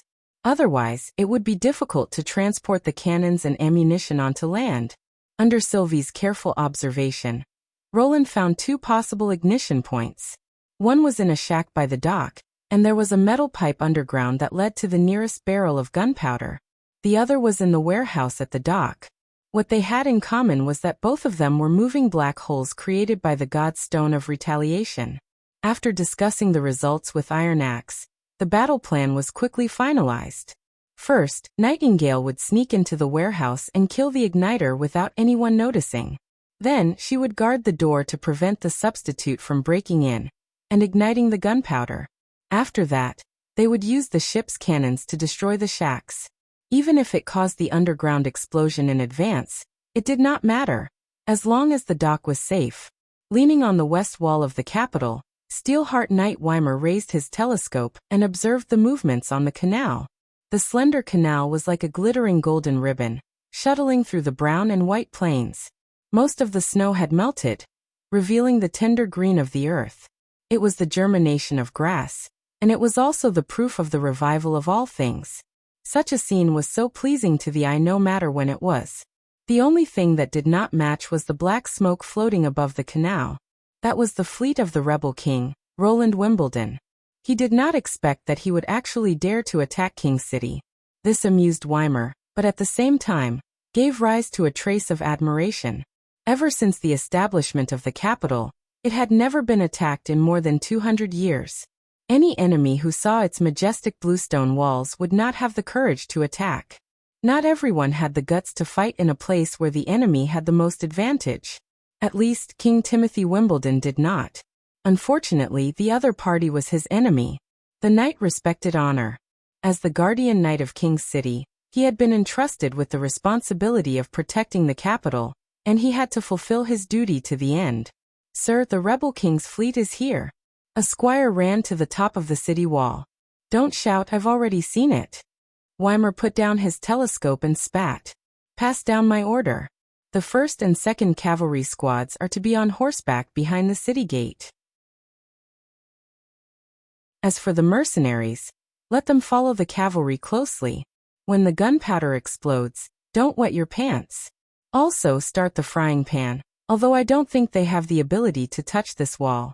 The surrounding knight burst into laughter. According to the plan, when the rebel king's troops occupied the dock, the flag on the city wall would be raised. At that time, the strong snow powder buried near the dock would be detonated, causing the enemy to suffer heavy losses and chaos. At that time, the city gate would be opened and the cavalry would charge, and victory would be decided. Those country bumpkins of the western region probably think that King's City is like their most magnificent fortress, Longsong Stronghold, and that they can take it by building a wooden ladder. Iron-feathered Night Car echoed. "I think you can save the firewood and bring it home to burn. It's better to be prepared." What an idiot, Sir thought to himself. Even if things like boiling oil and rolling stones were useless, he still had to show them to His Majesty Timothy. Because if the enemy couldn't break in, he would be kicked out of the King's City Knight Regiment sooner or later. He raised his telescope again, and saw that the unmanned ship at the front of the fleet had left the fleet, and was sailing toward the dock alone. The black flames on its head could be seen from miles away. There were no oars on the side, so it was unclear how it moved. But it didn't matter. No matter how strange the ship was, it couldn't go ashore to fight. The ship gradually slowed down and finally came to a stop on the other side of the dock. What do they want to do? Sikar raised his eyebrows. Do they want to land on the other side of the river? Don't tell me that the rebel king is frightened by the militia of 100 soldiers? Weimer was also surprised. Normally, people would try to occupy the dock as soon as possible when they saw that the defense of the dock was so weak. He opened his mouth and was about to say something when the front end of the strange ship suddenly lit up.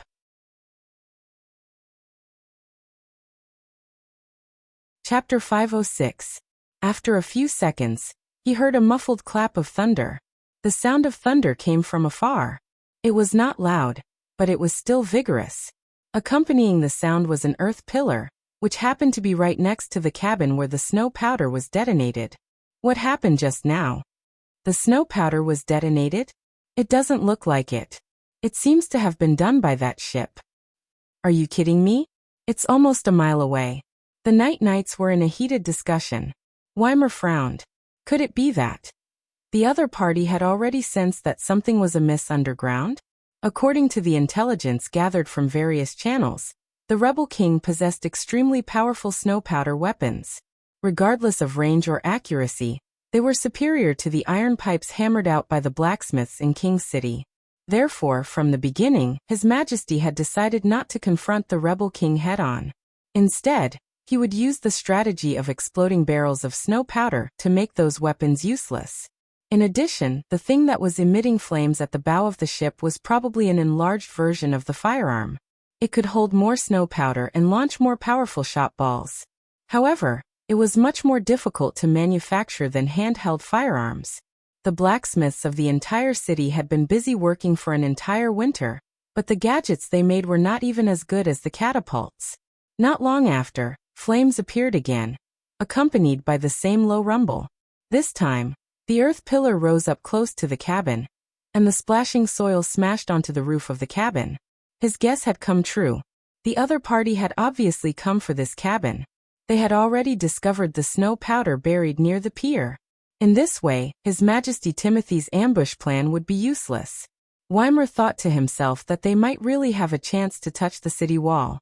In that case, whether the snow powder weapons were more ferocious or the city wall of King's City was more solid, he would know after this battle. Just then, a loud noise rolled over the top of the city wall. The sound was so loud that it sounded like a clap of thunder exploding right next to one's ears. The ground in front of the pier suddenly arched up into a small hill. Countless amounts of soil and stones were thrown high into the air.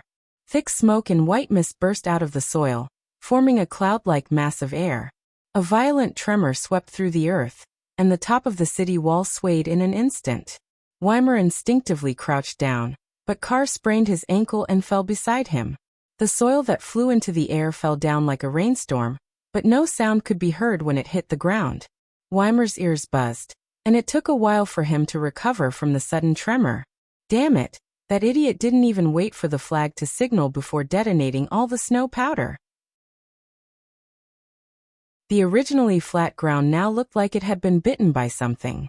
There were potholes everywhere, and hot air and white smoke were still constantly coming out of the loose black mud. The air was filled with the smell of gunpowder.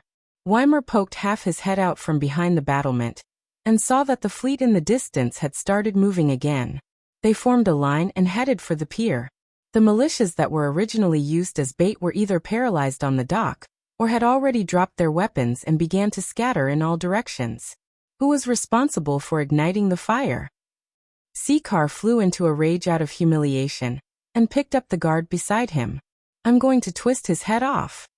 That's someone arranged by His Highness, Steelheart Knight scolded. Keep an eye on them. They're about to go ashore and prepare to raise the blue flag. I hope that the guy hiding in the warehouse can complete the task, he thought. In the end, there was no movement at the pier until the other party had all landed on land. When the earth-shattering roar sounded just now, Alan Abel was taking care of his sword. The huge explosion and tremor shocked him so much that he almost dropped the sword hilt. Even though he knew in advance that there would be such a thing, he still did not expect that the sound of the snow powder explosion would be so shocking. This was still 2 or 3 miles away, If he was in the middle of a trap, what would the scene be like? He calmed down his restless mount, sheathed his sword, and gestured to the cavalry behind him. When the door opens, you will charge with me. Don't hold back the horses. Behind them is the canal. The crowd had not yet recovered from the shock of the thunder, and their response was uncertain. Alan shouted loudly, "This is a trap set by His Majesty. The wrath of thunder punishes the opponent, not us. Cheer up, they have nowhere to retreat." Yes. This time, the answer was more in unison. The group of mercenaries behind him still looked confused. Alan shook his head disdainfully. He did not take these people seriously. He was just following behind to clean up the mess. However, after a while, the city gate still did not open. What was going on? He looked at the top of the city wall with some doubt, but Steelheart Knight did not give any new instructions. The charge could begin at any time, and he could not leave his position to ask about the situation. Time passed slowly. Suddenly, he heard a muffled sound again. The sound seemed to come from a very far distance. If he remembered correctly, it seemed to be an attack from the enemy. What went wrong with the plan? Could it be that the snow powder trap did not make the enemy collapse and escape? While feeling a little anxious, a strange wind suddenly sounded. Before Alan had time to think about it, the green bricks beside the city gate suddenly burst open. Crack! The flying stone debris splashed everywhere. He felt a numbness in his waist and fell off the horse stiffly. The frightened horse stepped on his thigh while running away. The intense pain made him cry out, "Ah, my leg!" "Captain! Lord Alan!" The two squires immediately surrounded him. "Control the team, don't let them run around," Alan shouted while enduring the pain. The formation of the cavalry fell into chaos. No one knew what was going on, and they all rode away. The squires shouted with all their might, but it was difficult to suppress the sudden change. He tried his best to get up, but to no avail. He stuck his head out and saw that his thigh was twisted into a strange shape. The wound was a bloody mess, and the deformed armor plate was tilted to one side. The white broken bone had torn through his flesh and pants, revealing a small part of his thigh. There were still bits of flesh hanging from it. Alan's heart suddenly turned cold. His career as a knight was over. At this moment, the strange sound of the wind sounded again. This time it was the city gate that suddenly changed. He saw with his own eyes that the two guards behind the city gate were instantly surrounded by a cloud of debris. The scattered wood and flying stone debris swept past. When the dust dissipated, Alan was shocked to find that the upper bodies of the two guards seemed to have been cut off by a sharp blade. Blood mixed with red and green internal organs flowed all over the ground. There were still 5 or 6 cavalrymen lying behind them. The usually harmless pieces of wood had now become deadly weapons. They stabbed into the body like knives, and the thumb-sized stones could actually penetrate the armor. There was also a hole the size of a wash basin on the 2-foot-thick city gate, and the enemy was still 3 miles away. "Devil, the enemy is a devil!" No one knew who shouted, but the already chaotic scene instantly became a pot of boiling oil.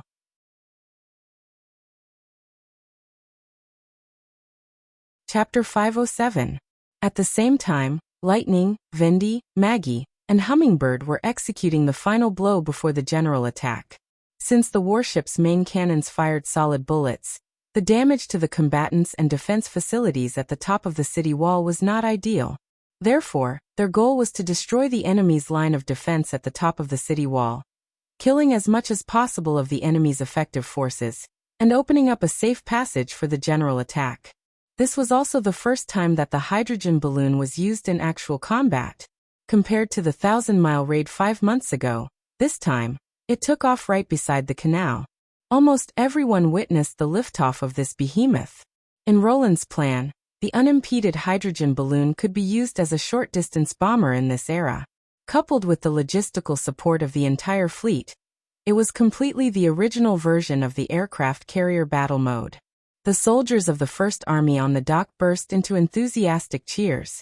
They all knew that no enemy could stop the attack from the sky, and their wise and benevolent lord would definitely win this war. After a while, the hydrogen balloon floated over King's City, and the towering capital shrunk to the size of a palm.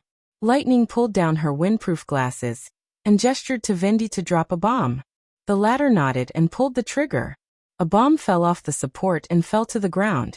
Unlike the previous air raid, this time Anna did not go with the ship but Hummingbird. Under the continuous influence of her magic power, as long as the 4 hanging bombs were not out of contact, their weight would only be 20% of the usual. This kind of enchantment was a new method that she had come up with after her increasingly refined control of magic power. If the effect was maintained for a very short period of time, it could simultaneously change the weight of multiple objects in contact, and indirectly reduce the consumption of magic power. Lightning easily caught up with the bomb, and guided it to hit the catapult on the side of the city gate.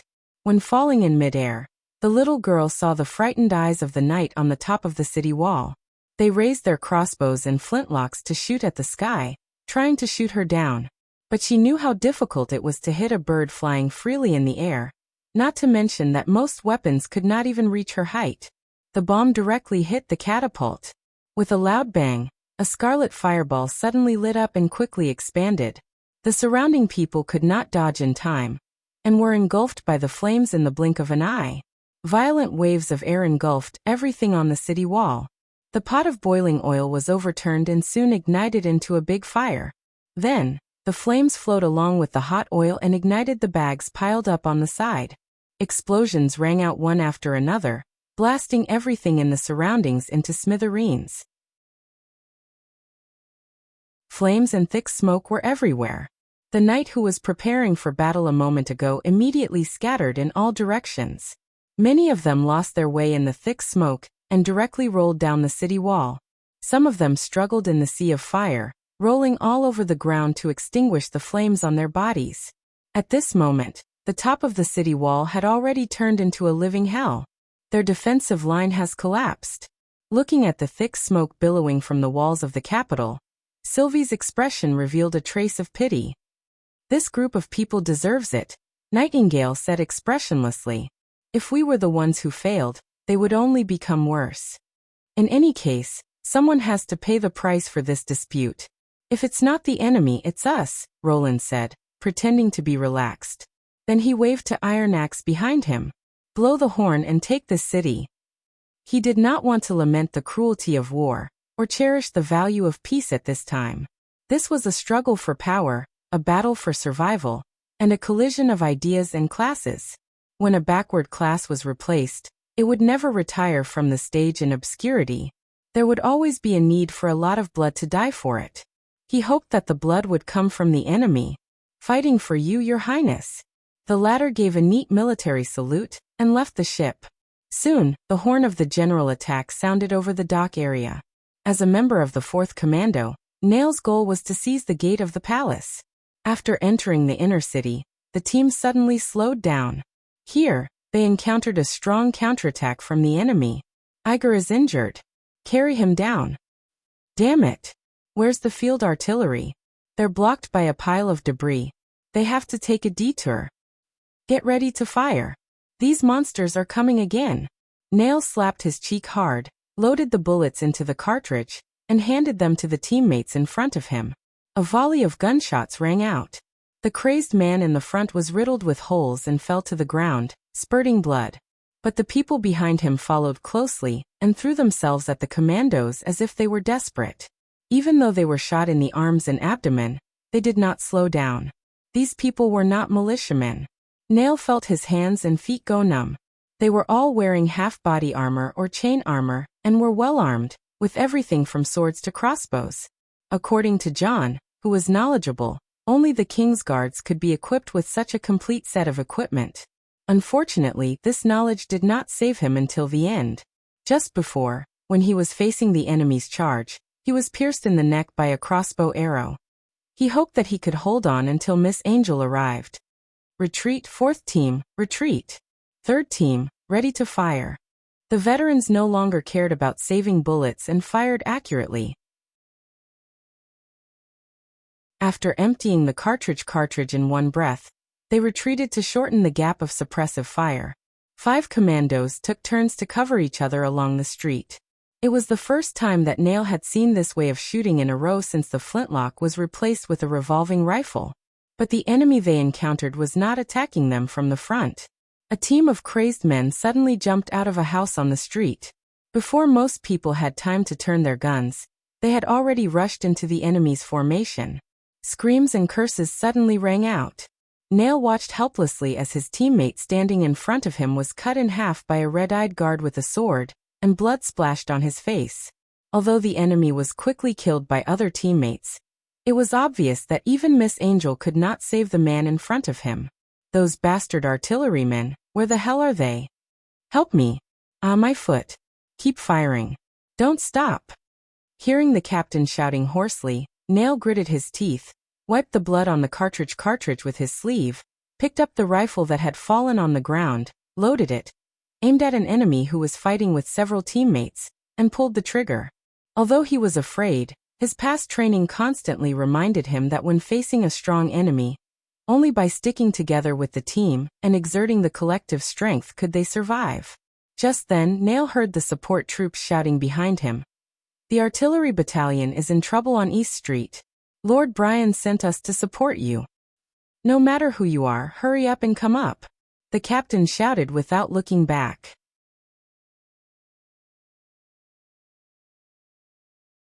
Chapter 508.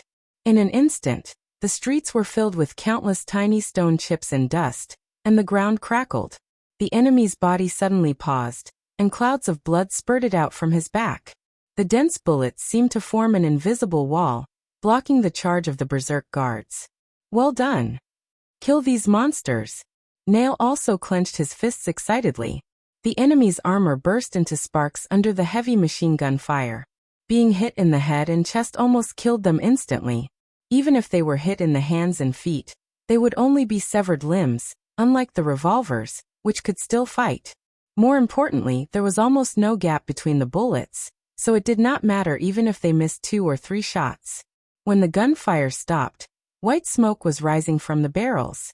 The crazed guards left corpses on the ground and retreated in panic. Those who were not killed but had completely lost the ability to move lay on the ground, moaning. In their eyes, Nail saw deep fear. Raise your guns. The captain roared fiercely. Thinking of his teammate who had been split into 2 in front of him, Nail did not hesitate to raise his rifle. After clearing the road, the team was finally able to move forward again. When the 5 commando teams arrived at the gate of the palace, they immediately built temporary shooting positions according to the training requirements and monitored the movements of other streets. In order to prevent being sandwiched, the team attacking the inner city was divided into 3 regiments, which advanced from 3 main streets and flanked each other. In this way, no matter which direction the enemy took, they would be blocked by the First Army. However, Nail found that the implementation of the plan was not as smooth as during the training. The South Street was set on fire and almost impassable, and the team encountered a gravel obstacle that the field artillery could not climb over, so the team dispersed while fighting. When facing a strong counterattack, the team members did not pay attention to the east, west, north, or south, nor did they pay attention to Miss Lightning's flag signal. A commando team that originally belonged to their regiment even disappeared, and gunshots could be heard everywhere in the inner city. Fortunately, they were the first to arrive at the gathering place. An hour later, the regiments arrived at the entrance of the palace one after another, and the field artillery was slowly pushed up. The hot air balloon floated above the palace again.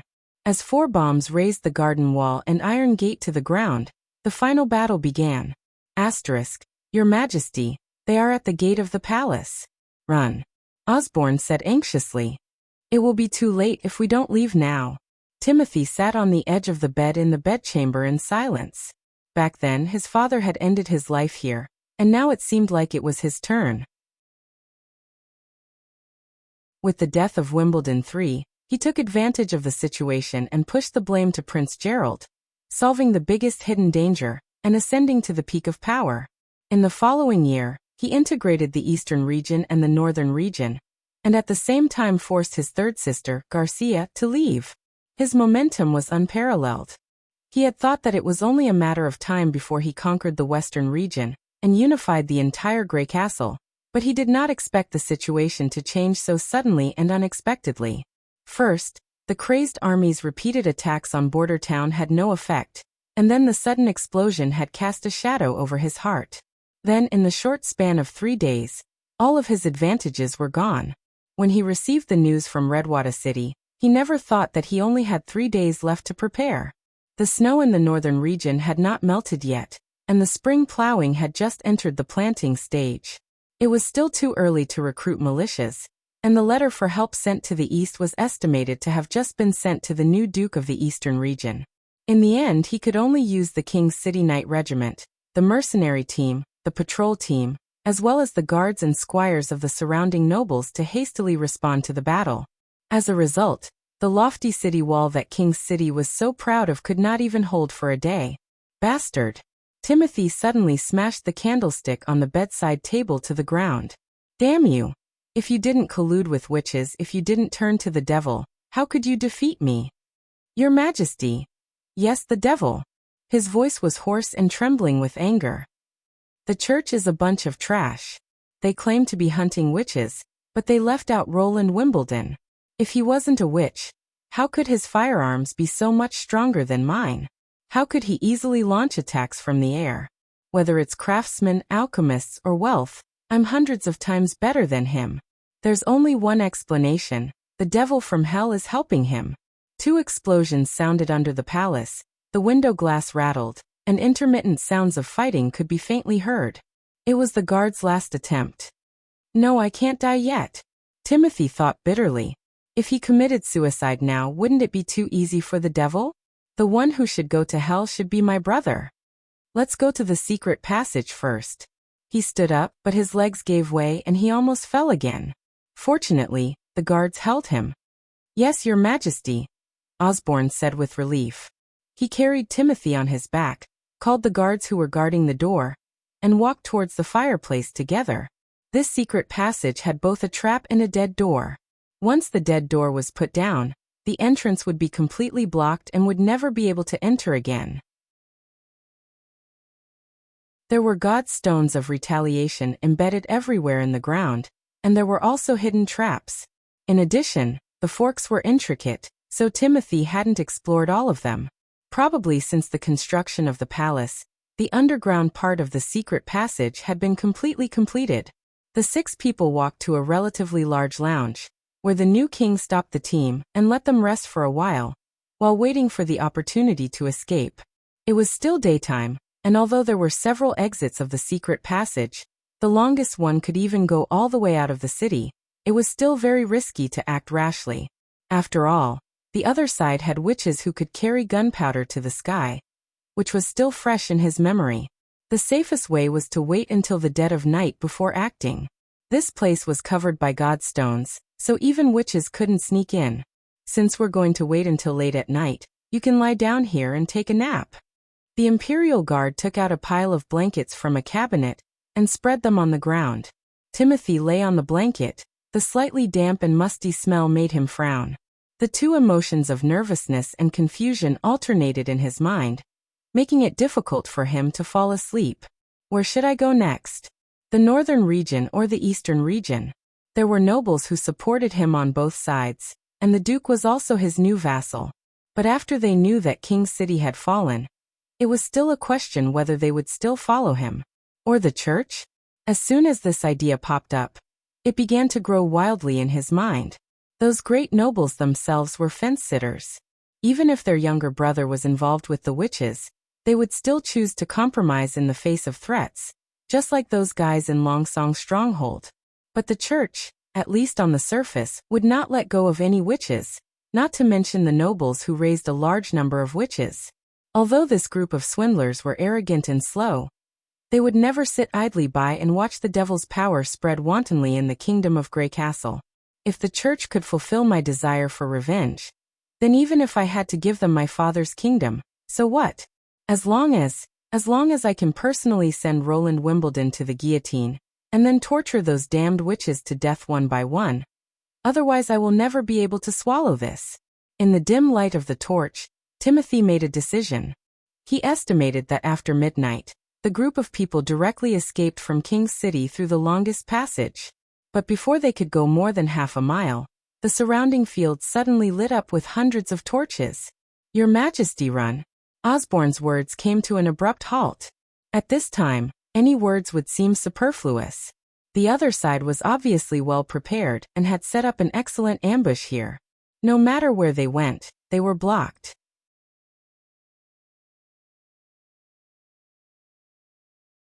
Chapter 509. Your Majesty, the road to the palace has been cleared. This city is yours, Ironax said excitedly as he knelt in front of Roland. The battle lasted from yesterday to early this morning. After breaking through the city gate, the First Army only spent 4 hours to achieve their two main objectives: the palace in the inner city and the cathedral in the eastern district. The next step was to eliminate the enemy and completely extinguish Timothy's resistance. Roland looked around and found that everyone was equally excited. Whether it was the soldiers of the First Army or the witches, they were all in high spirits. If he had not expressed his position, they would have cheered for him. After Timothy was overthrown, he had become the real king of Grey Castle in their hearts, even without the coronation ceremony. However, his mood was unexpectedly calm. This magnificent capital, that represented the center of Grey Castle, did not resonate with him. Nor did he feel like he had returned to his homeland. In Roland's eyes, this was just an ordinary city, not even as important as Longsong's stronghold. The only significance was that the farce of the order for the selection of the crown prince had finally come to an end, and he could run his territory with peace of mind. Of course, a victory was still a victory, especially such a hearty one.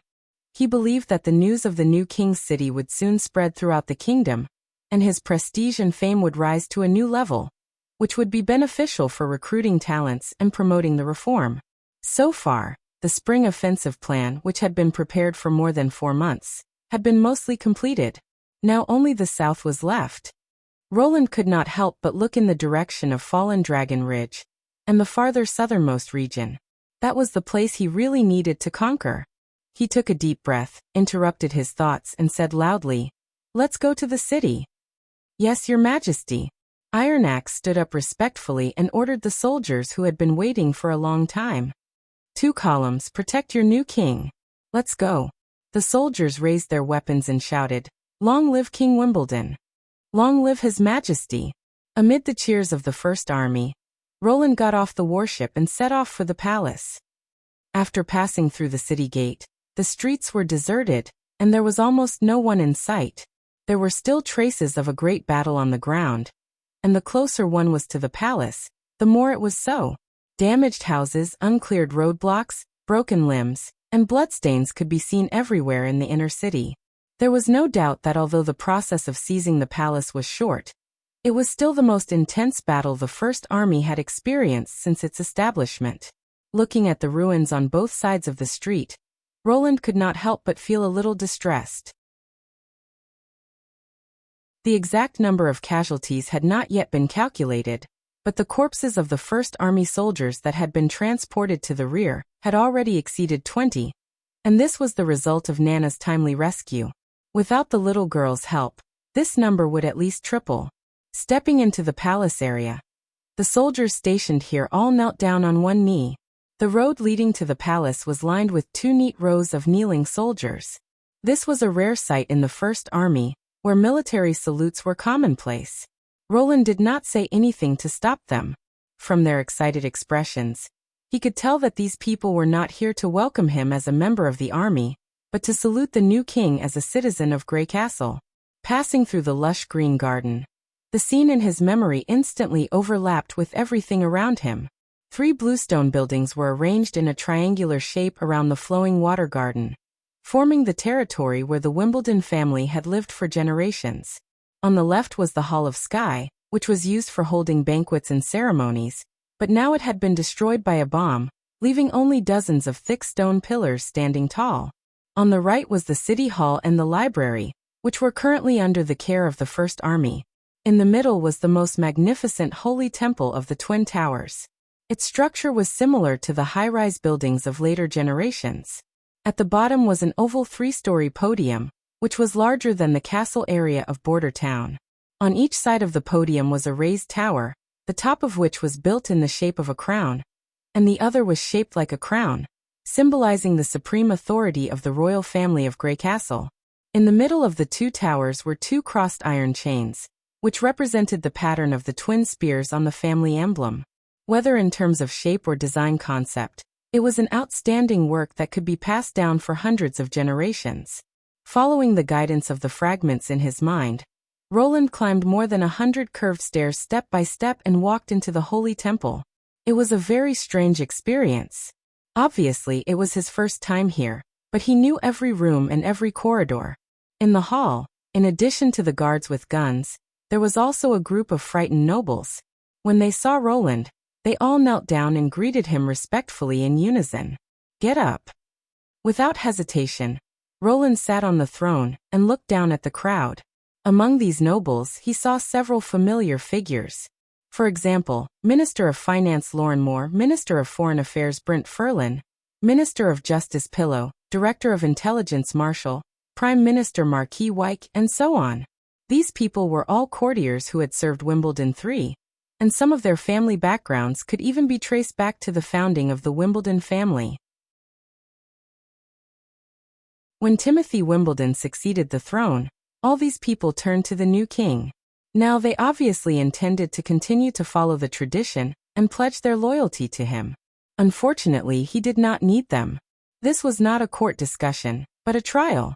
Timothy Wimbledon is suspected of murdering Prince Gerald, conspiring to rebel, and colluding with the church.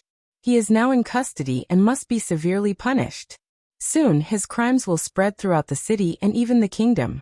What do you want to say? These crimes are unforgivable. I tried to dissuade him, but to no avail. Marquis Wyke was the first to speak.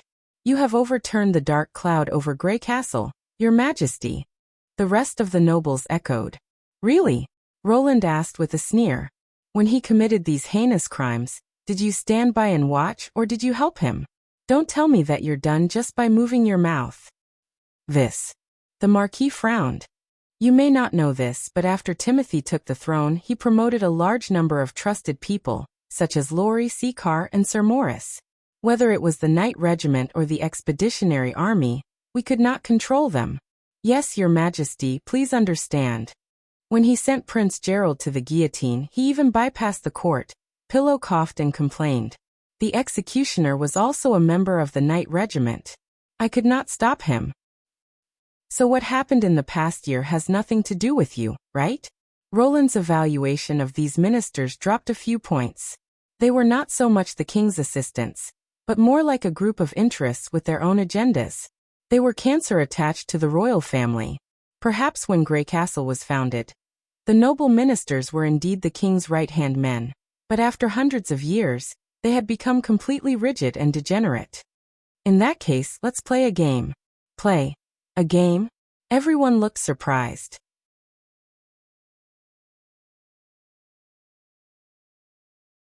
Chapter 510. Your Majesty, I don't quite understand. Marquis Wyke wiped the sweat from his forehead. What do you mean? By elimination. Gallows, mine labor, confiscation of family property, and deportation. The prince said lightly. The rules of the game are in line with the royal law. It's very fair. No, I served your father. You can't. I'm your king now, so of course I can, he interrupted. Don't panic. If you pass all 10 questions, you'll be promoted and rewarded. It's only interesting if you win and lose, right? I can't accept it. Sir Pyle shook his head. This is too childish. The punishments you mentioned must be decided by the court. Your Majesty, I'm not feeling well. Please excuse me. He turned around and was about to leave the hall, but found that the door had been closed.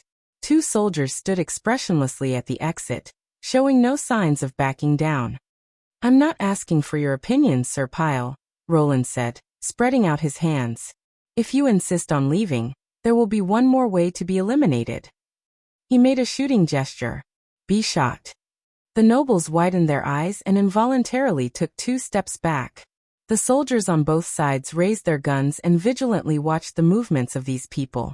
Now the game begins. Roland stood up, clapped his hands, and said, The first question.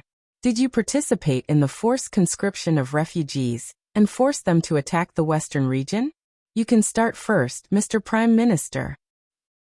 Marquis Wyke was silent for a moment. I did follow Timothy's order to recruit refugees from the eastern region and the southern region, but I didn't know the second half of what you said. Roland felt a gentle pinch on his right shoulder. I'm sorry to tell you that you only have one chance. He waved his hand. Take him away. There's a prison under this hall. Your Majesty, I'm telling the truth. But you and I both know that even this sentence is a lie. Roland ignored the Prime Minister's complaint and watched him being dragged out of the hall. He said slowly, if you're a little bit smart, don't choose to lie. It won't do you any good. I can tell lies. Everyone stood there, and no one dared to speak for a while. If no one takes the initiative to answer, then I'll call names. He looked at the Minister of Justice. What about you, Mr. Pyle? As Roland thought, this was a trial. He had to quickly deal with the nobles here before he had the energy to deal with the affairs in the south of Fallen Dragon Ridge. It was impossible for him to stay here for too long. In the end, it would be up to the people trained by the city hall to manage the affairs here. The resistance to taking over the city came from the local nobles and the Blackstreet gang.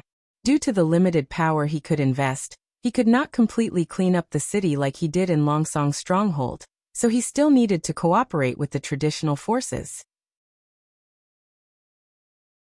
The purpose of this trial was to quickly eradicate the nobles who had too deep collusion with Timothy and were guilty of serious crimes, leaving only the small nobles with clean backgrounds as partners to maintain the basic operation of the city. As for the Blackstreet gangs, Theo could be in charge of maintaining order. After all, the reason why he decided to launch the spring offensive was that he was worried that Timothy would wantonly recruit people and waste them in a meaningless war of attrition. If he overthrew Timothy and left, the city would certainly fall into chaos in a short time, and then he would be no different from a false king. After a year of development, Roland's power was not the same as it was at the beginning.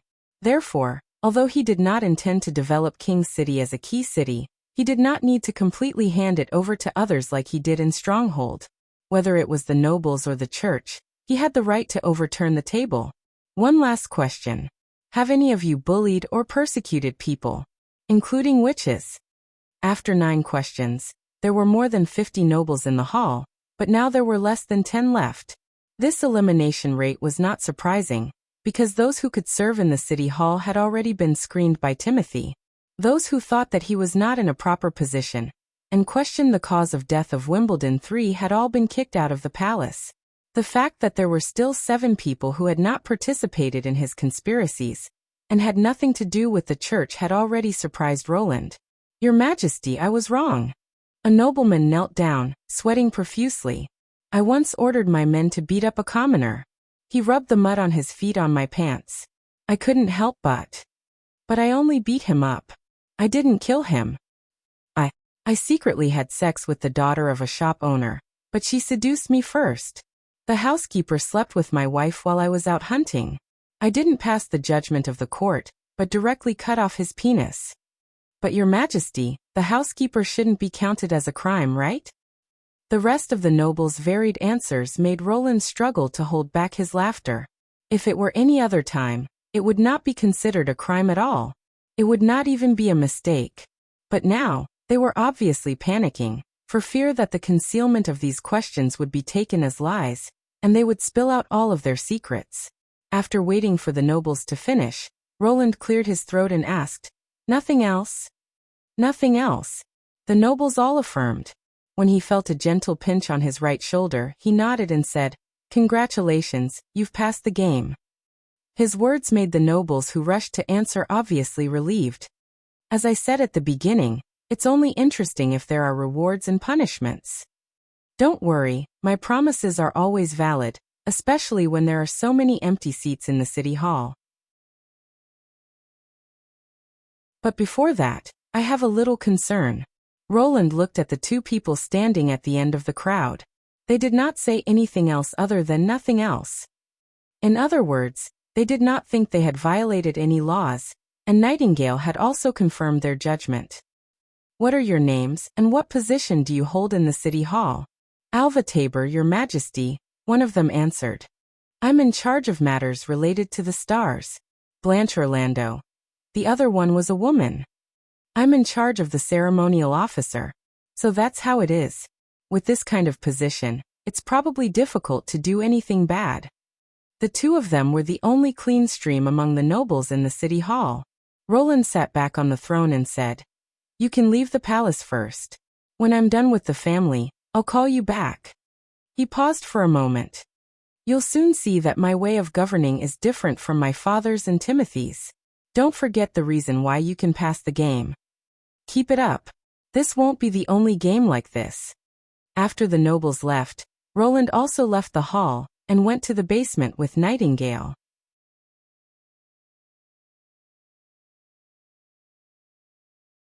Chapter 511. The dungeon of the palace was Prince Roland's childhood nightmare. As he walked down the stone steps, Roland could not help but feel this fear. Rummaging through his memories, he quickly found the source of his fear. When he was 12 years old, Timothy took Prince Roland, Gerald, and Garcia to explore the basement of the palace. Prince Roland, who had always wanted to be part of their circle, was very happy. However, Timothy stole the key from the guard and locked Prince Roland in prison. Then the three of them laughed and left. In the dark room, Prince Roland was so scared that his teeth were chattering, and he did not even dare to shout.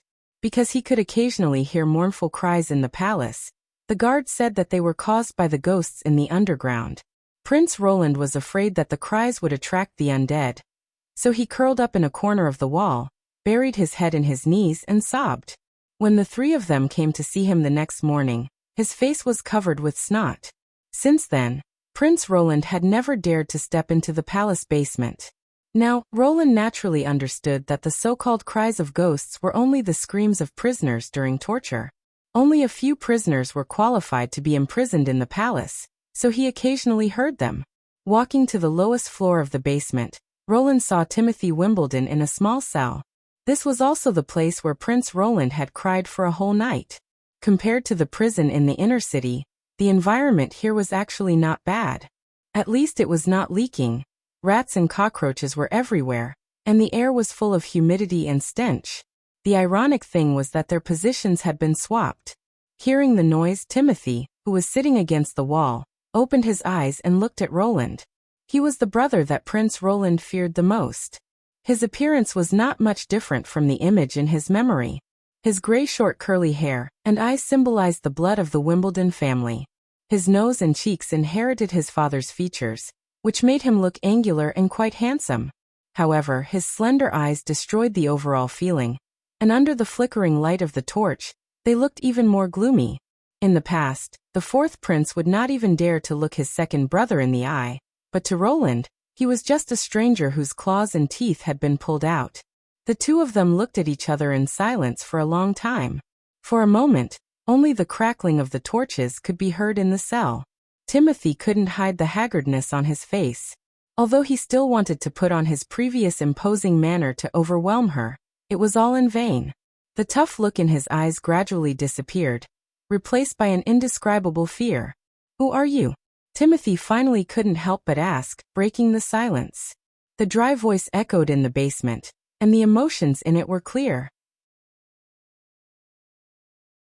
He's afraid, Roland thought. Roland was not surprised that Timothy would ask such a question. Compared to Tilly, whom he rarely communicated with, Timothy knew Prince Roland better.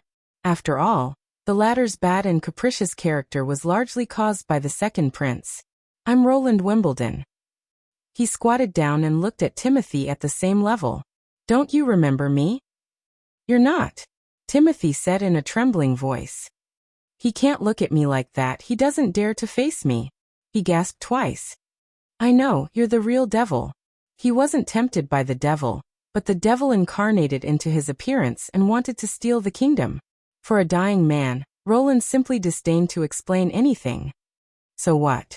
How much better do you think you are than the devil? You murdered your own father, pushed the conspiracy onto your own brother, and then executed him. In order to keep the stolen throne, you not only colluded with the church that father hated the most, but also forced innocent people to attack the territory of the third princess. You didn't even spare the most cowardly and incompetent fourth prince. In just 1 year, the kingdom was in chaos. Several cities were destroyed by the flames of war, and refugees were everywhere. I'm afraid that even the devil couldn't do this. No, he argued in a panic. I didn't kill father, he committed suicide. Just like you. He was controlled by the devil. Committed suicide? Roland asked with a frown. I'm not lying. He was lying on the bed as usual, smiling and killing himself with a dagger. Not a witch. He was wearing a god's stone of retaliation. Damn it. Timothy's hoarse voice was choked with sobs. Everything happened without warning, and I couldn't stop him. Roland looked at Nightingale behind him, and she nodded gently. An enchantment witch. A thought flashed through his mind. Once the ability was performed, the witch would not be affected by the god's stone. If it was an ordinary witch organization, it was almost impossible for them to get close to the king, but the church also had pure witches, so it was not difficult to get close to the king. Roland quickly thought of the refugee evacuation battle 6 months ago. A witch had infiltrated the camp to assassinate Vendi and the others, and her ability was to change her appearance. If he looked at the two together, the answer was obvious. If the church was really behind all this, then the decree to fight for the throne, which was purely to create disputes and turmoil, could also be explained.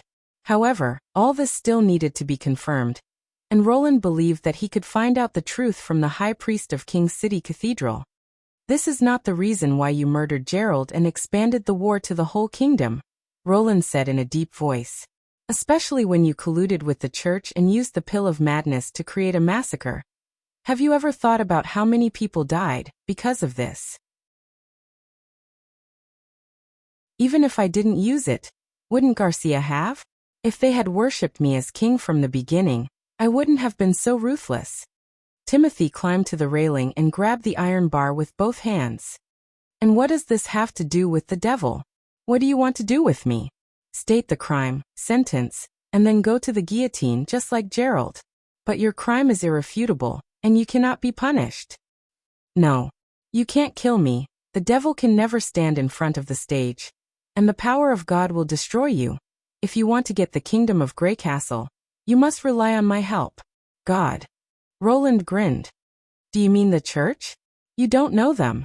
The church's hidden strength is unfathomable, and in the notes left by my father, there are some incredible rumors, which is why he has never been able to make up his mind to expel the church. He shouted.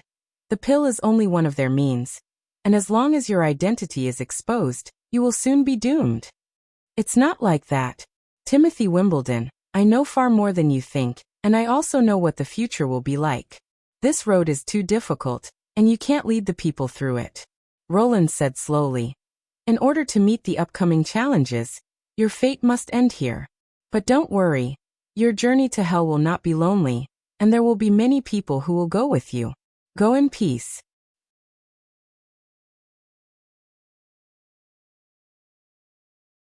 Chapter 5:12.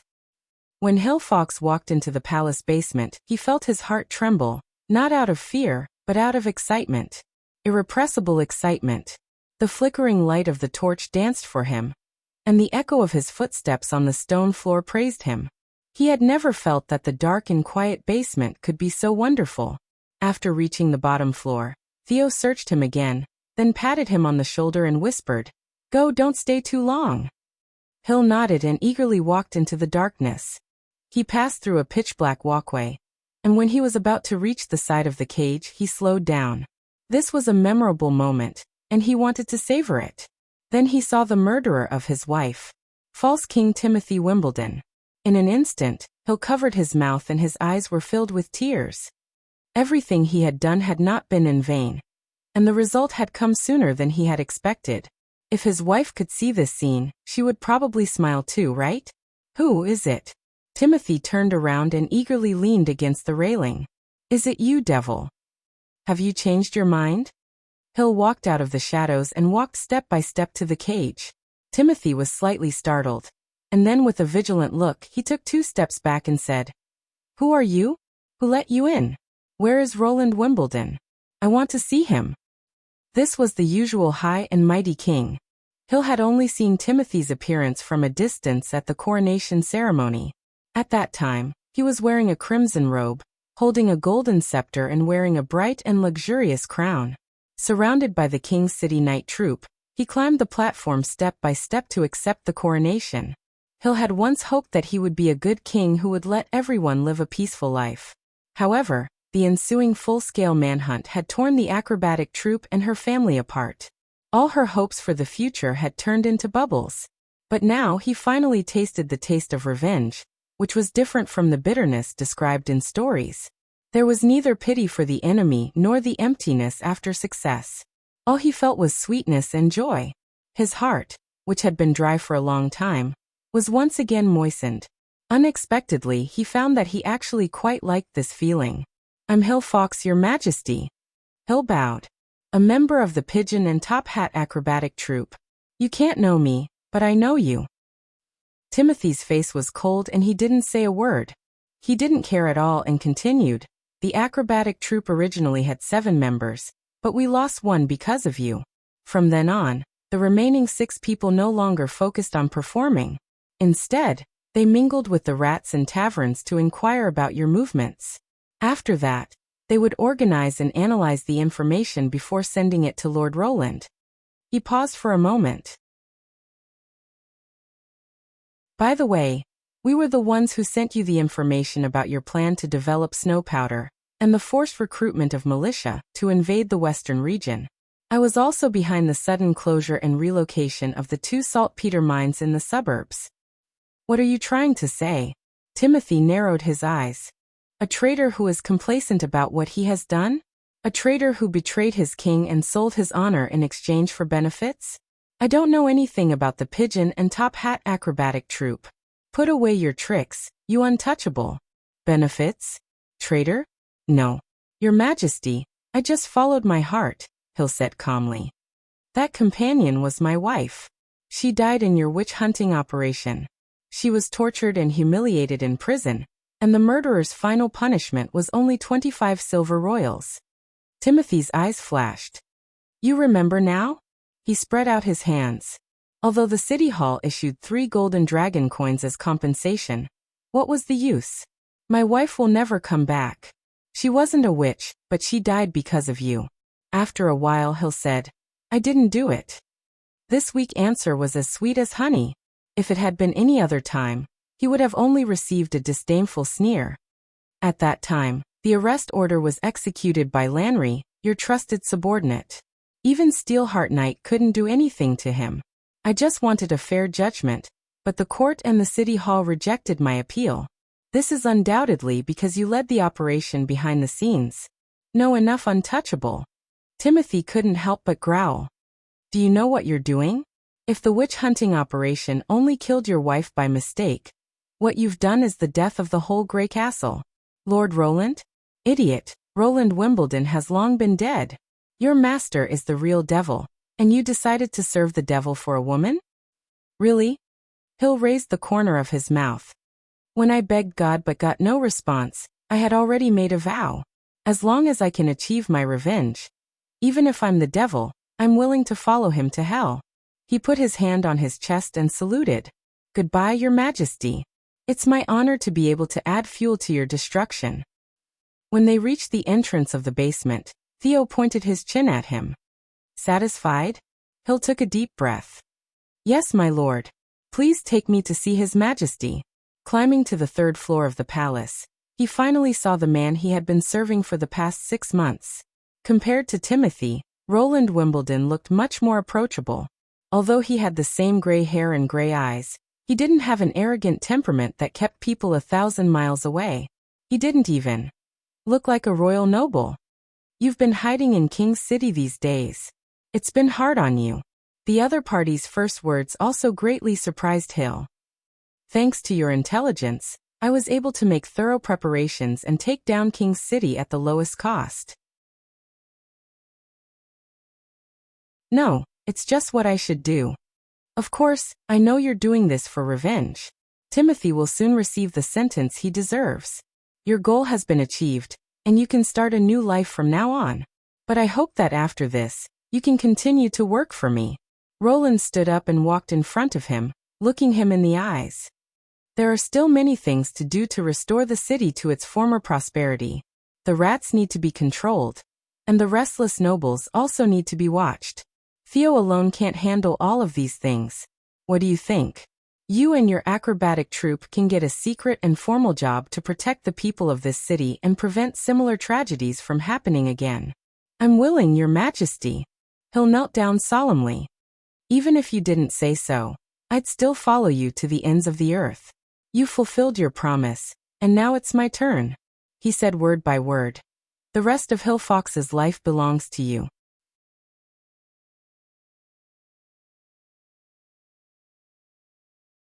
Chapter 5:13.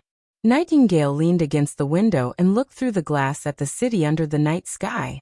The dim shadows continued in the night, outlining the outline of the walls of King's City. Under the illumination of the lights, the three walls showed subtle differences. The nearest palace wall was light gray, illuminated by burning turpentine torches hanging on the wall. At first glance, it looked like an overlapping belt of bright and dark gems. Further away was the inner city wall, gray and black, like a long snake winding around the city. Even after King's City had changed owners, the inner city was still shining brightly. It was the first time that Nightingale had seen a place livelier than Border Town. This fierce but short war had little impact on the lower nobles and rich merchants, and the night was still the best time for them to indulge and enjoy themselves. Further out, the earth suddenly darkened, as if all the light was blocked by the long snake. The most magnificent bluestone city wall was completely engulfed in darkness, and only the faint sparks on the top of the city wall could be seen. The outer city, like most of the towns she had seen, fell into silence as night fell. Compared with the large dark areas, the lights in the inner city seemed weak, but this did not affect people's singing and dancing. For some reason, Nightingale suddenly thought of the human beings who had been forced to the corner of the continent. The vast land of dawn had been swallowed by darkness step by step, and demons and demonic beasts were lurking in it. But most people did not know this and continued to indulge in the remaining light. Phew, I'm exhausted. Vendi's voice interrupted her thoughts. She saw the red-haired witch rubbing her shoulders, walking to her side and lying on the windowsill with her. Are they asleep? Yeah, they've been busy for a long time, and now they're finally tired. Wendy yawned and said, I really don't know where they get the energy from. They've been flying around the hydrogen balloon all day, but they're still clamoring for stories. You should thank His Majesty. Nightingale could not help laughing. If he hadn't punished them to do 3 sets of exercises last time, I'm afraid they would have gone on an adventure tonight instead of listening to stories. She looked back and saw Maggie lying on top of Lightning through the gap between the balcony and the bedroom. Her white hair almost covered the little girl's body. The two of them really get along. Since the rooms in the palace were more spacious and were arranged according to the layout of the living room and 2 bedrooms, the witches who followed Roland were allocated rooms in a 4-person arrangement. It had to be said that this was the most magnificent place in the entire Grey Castle. Even the guest rooms had carpets and bedding made of the finest fabrics. Some of the Nightingale could still name, such as velvet and silk, while others she could not even tell the material. Indeed, Vendi also showed a gentle smile. I once heard from Lady Tilly that Maggie used to transform into a pigeon and sleep on the roof beam. The slightest noise would wake her up, and maintaining her transformed form was also to allow her to escape from danger at any time. Now, she can finally sleep peacefully like a normal girl. She paused here, and her voice was a little emotional. We bet on the right chips. Nightingale didn't respond, nor did she need to respond. As long as the witches of the Witch Cooperation Association survived, they would all have the same feeling. At the moment of life and death, the Lord of Border Town extended a helping hand to them and promised to bring them a new world. But now, the sisters not only saw the dawn, but also found that the new world was almost at their fingertips. When the holy mountain that they had been pursuing for 100 years was about to become a reality, this feeling of gratitude and recognition was far from being able to be described in a few words. The two were silent for a long time until the midnight bell rang in the distance. Then Vendi asked again, Do you want to go back and have a look? Go back where? Nightingale didn't come back to her senses for a while. Silver City, your home. She pointed to the south. It's only half a day's journey from here. If Maggie takes you there, it won't even take half an hour. You have a brother there, right? Nightingale didn't expect Roland to mention this. After a moment of hesitation, she shook her head and said, "Now is the time to rectify the order of the city. Potential enemies are everywhere, and I can't leave His Majesty. When Grey Castle is pacified, there will be many opportunities to go to Silver City. There's no need to rush. I thought you would emphasize that you've severed ties with the Guyland family, just like in the past." Hearing this answer, Vendi seemed to be relieved. "You seem to no longer hate your brother? If it weren't for his betrayal, I wouldn't have met you, let alone met His Majesty." Nightingale smiled. "Isn't this what you always say to me? Getting rid of the nightmare of the past doesn't mean I have to cut off the past. I now understand the second half of the sentence. As long as I can strive to live a more fulfilling life than before, it'll be fine." "Well, it sounds like a good proverb." Vendi raised her eyebrows. "I didn't know your literary attainments were so high. So I won't sneak away. You can rest assured and go to sleep." Nightingale took her hand. "It's getting late." "Okay." The two climbed into the big bed. Vendi summoned a breeze and blew out the candles. "Good night." "Good night." When Nightingale confirmed that she had fallen asleep, she gently got up from the bed, entered the mist, and walked to His Majesty's room. Next, it was time for her. Darkness was on her side. The next day, Roland received a piece of good news and a piece of bad news from Iron Axe. The good news was that after a night of interrogation, High Priest Fairy had finally revealed the secret plan to replace the King of Hermes and issue the order to fight for the throne. The bad news was that the Church had been instigating this dispute for a long time, in order to weaken the war potential of Grey Castle, so that they could quickly capture the kingdom. And in fact, they had achieved many of their goals, such as the kingdoms east and south. If he hadn't happened to become the fourth prince, this plan was likely to make Grey Castle collapse. "You heard it all," he ordered Theo, who was next to him. "Spread the news, especially the Church's true purpose and Timothy's collusion with them. The more detailed the better. I want all the people in the city to know what they have done." "Yes." Then Roland looked at Iron Axe. "Also, send a paddle steamer to bring Barav and Kyle Sichi to King's City." The latter showed a rare look of embarrassment. "The director has no problem, but the chief alchemist. Is he really willing to leave the laboratory and spend his precious time on the road?" "I'll write a letter to Kyle." Roland curled his lips. Not returning home after becoming rich is like wearing silk clothes at night. In layman's terms, when one's skill reached the advanced level, no one would mind showing it off. He and the alchemist's workshop of King's City had always been competitors. As the saying goes, people of the same trade are enemies. Now that there was an opportunity to slap their faces, he didn't believe that he wouldn't come.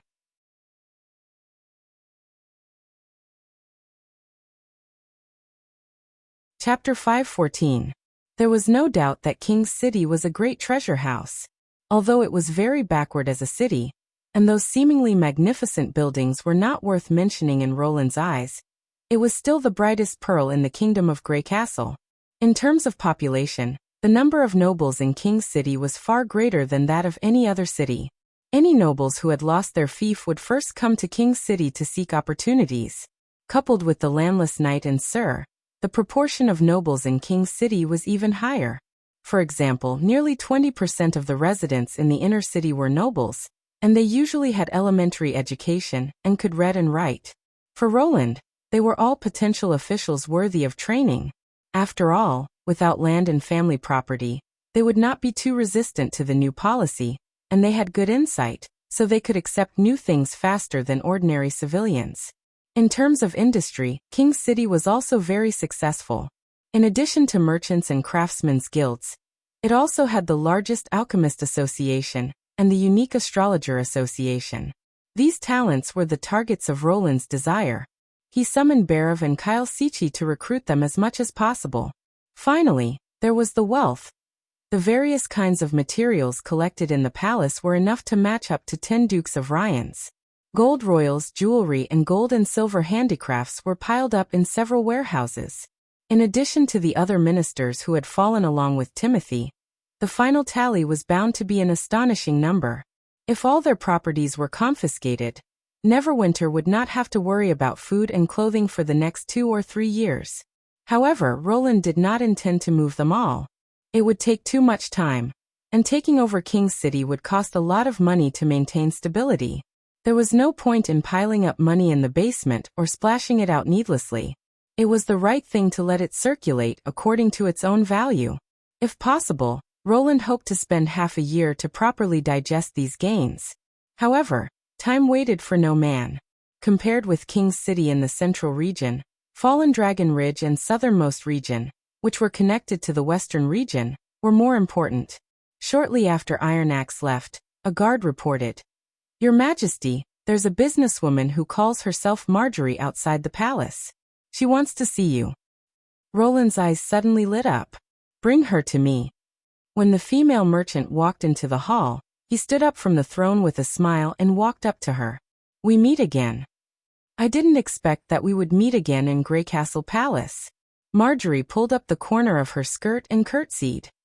"You always surprise me, Your Highness Roland." "No, I should call you Your Majesty now. It doesn't matter. I haven't held the coronation ceremony yet, so I'm not a real king yet," Roland said, waving his hand. "You're not anxious at all. As expected of a king." Marjorie covered her mouth and said, "It seems that the capital will be full of business opportunities in the future. For the sake of our old friend, you have to take care of me. Of course, even if you didn't come looking for me, I would have come looking for you," he laughed heartily. "You may not know, but Border Town and Longsong Stronghold have merged into one big city. The steam engine factory has opened several more production lines, and the output has almost tripled. There will be a lot of new products in the future, and I promise that they will be unique in the 4 kingdoms. I've fully experienced your creativity, and we can talk about it slowly." Marjorie nodded. "But today I'm not here for this, and I have something else to ask of you." "Oh," Roland said with great interest. "Tell me about it.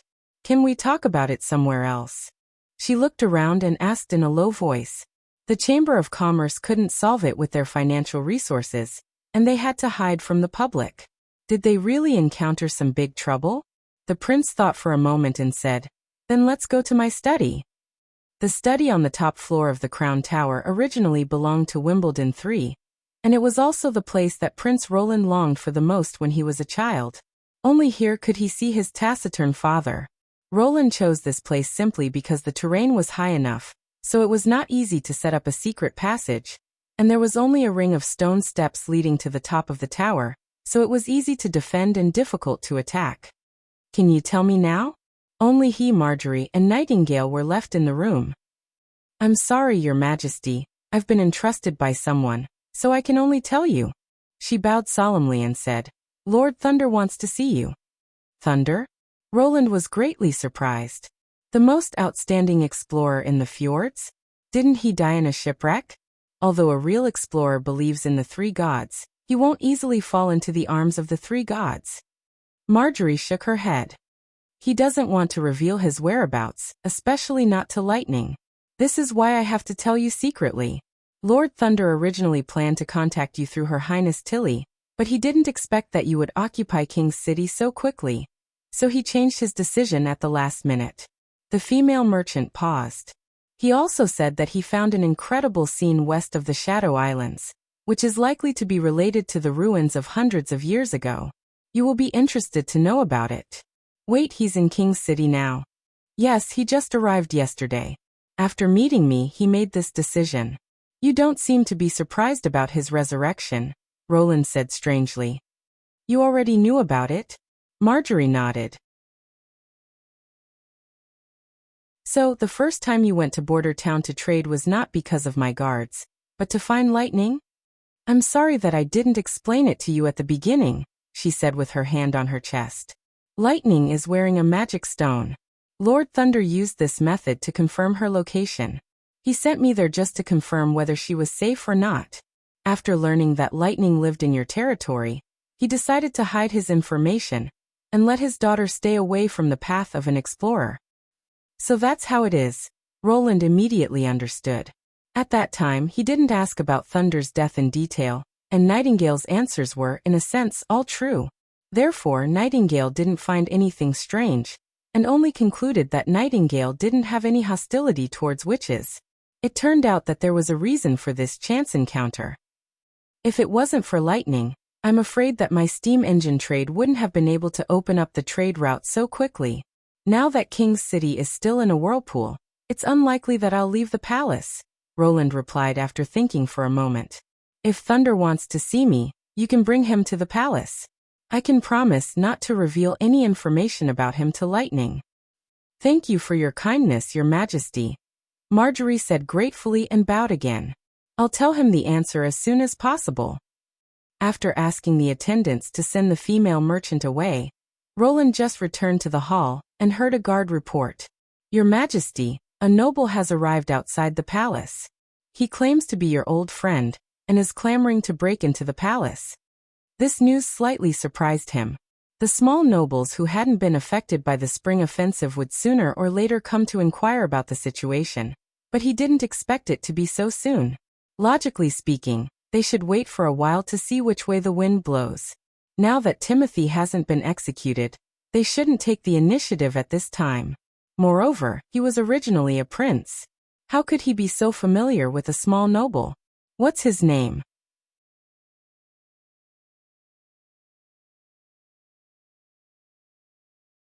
Chapter 5:15. Ahem. Roland almost choked on his own saliva. A slightly plump guy with curly hair, a fair complexion, and stubby fingers suddenly came into his mind. He had almost forgotten about this guy, but when he heard his name, the guy immediately jumped out of his memory, and his appearance was so clear that it was as if they had just parted yesterday. After all, Prince Roland and Yorko were indeed very close.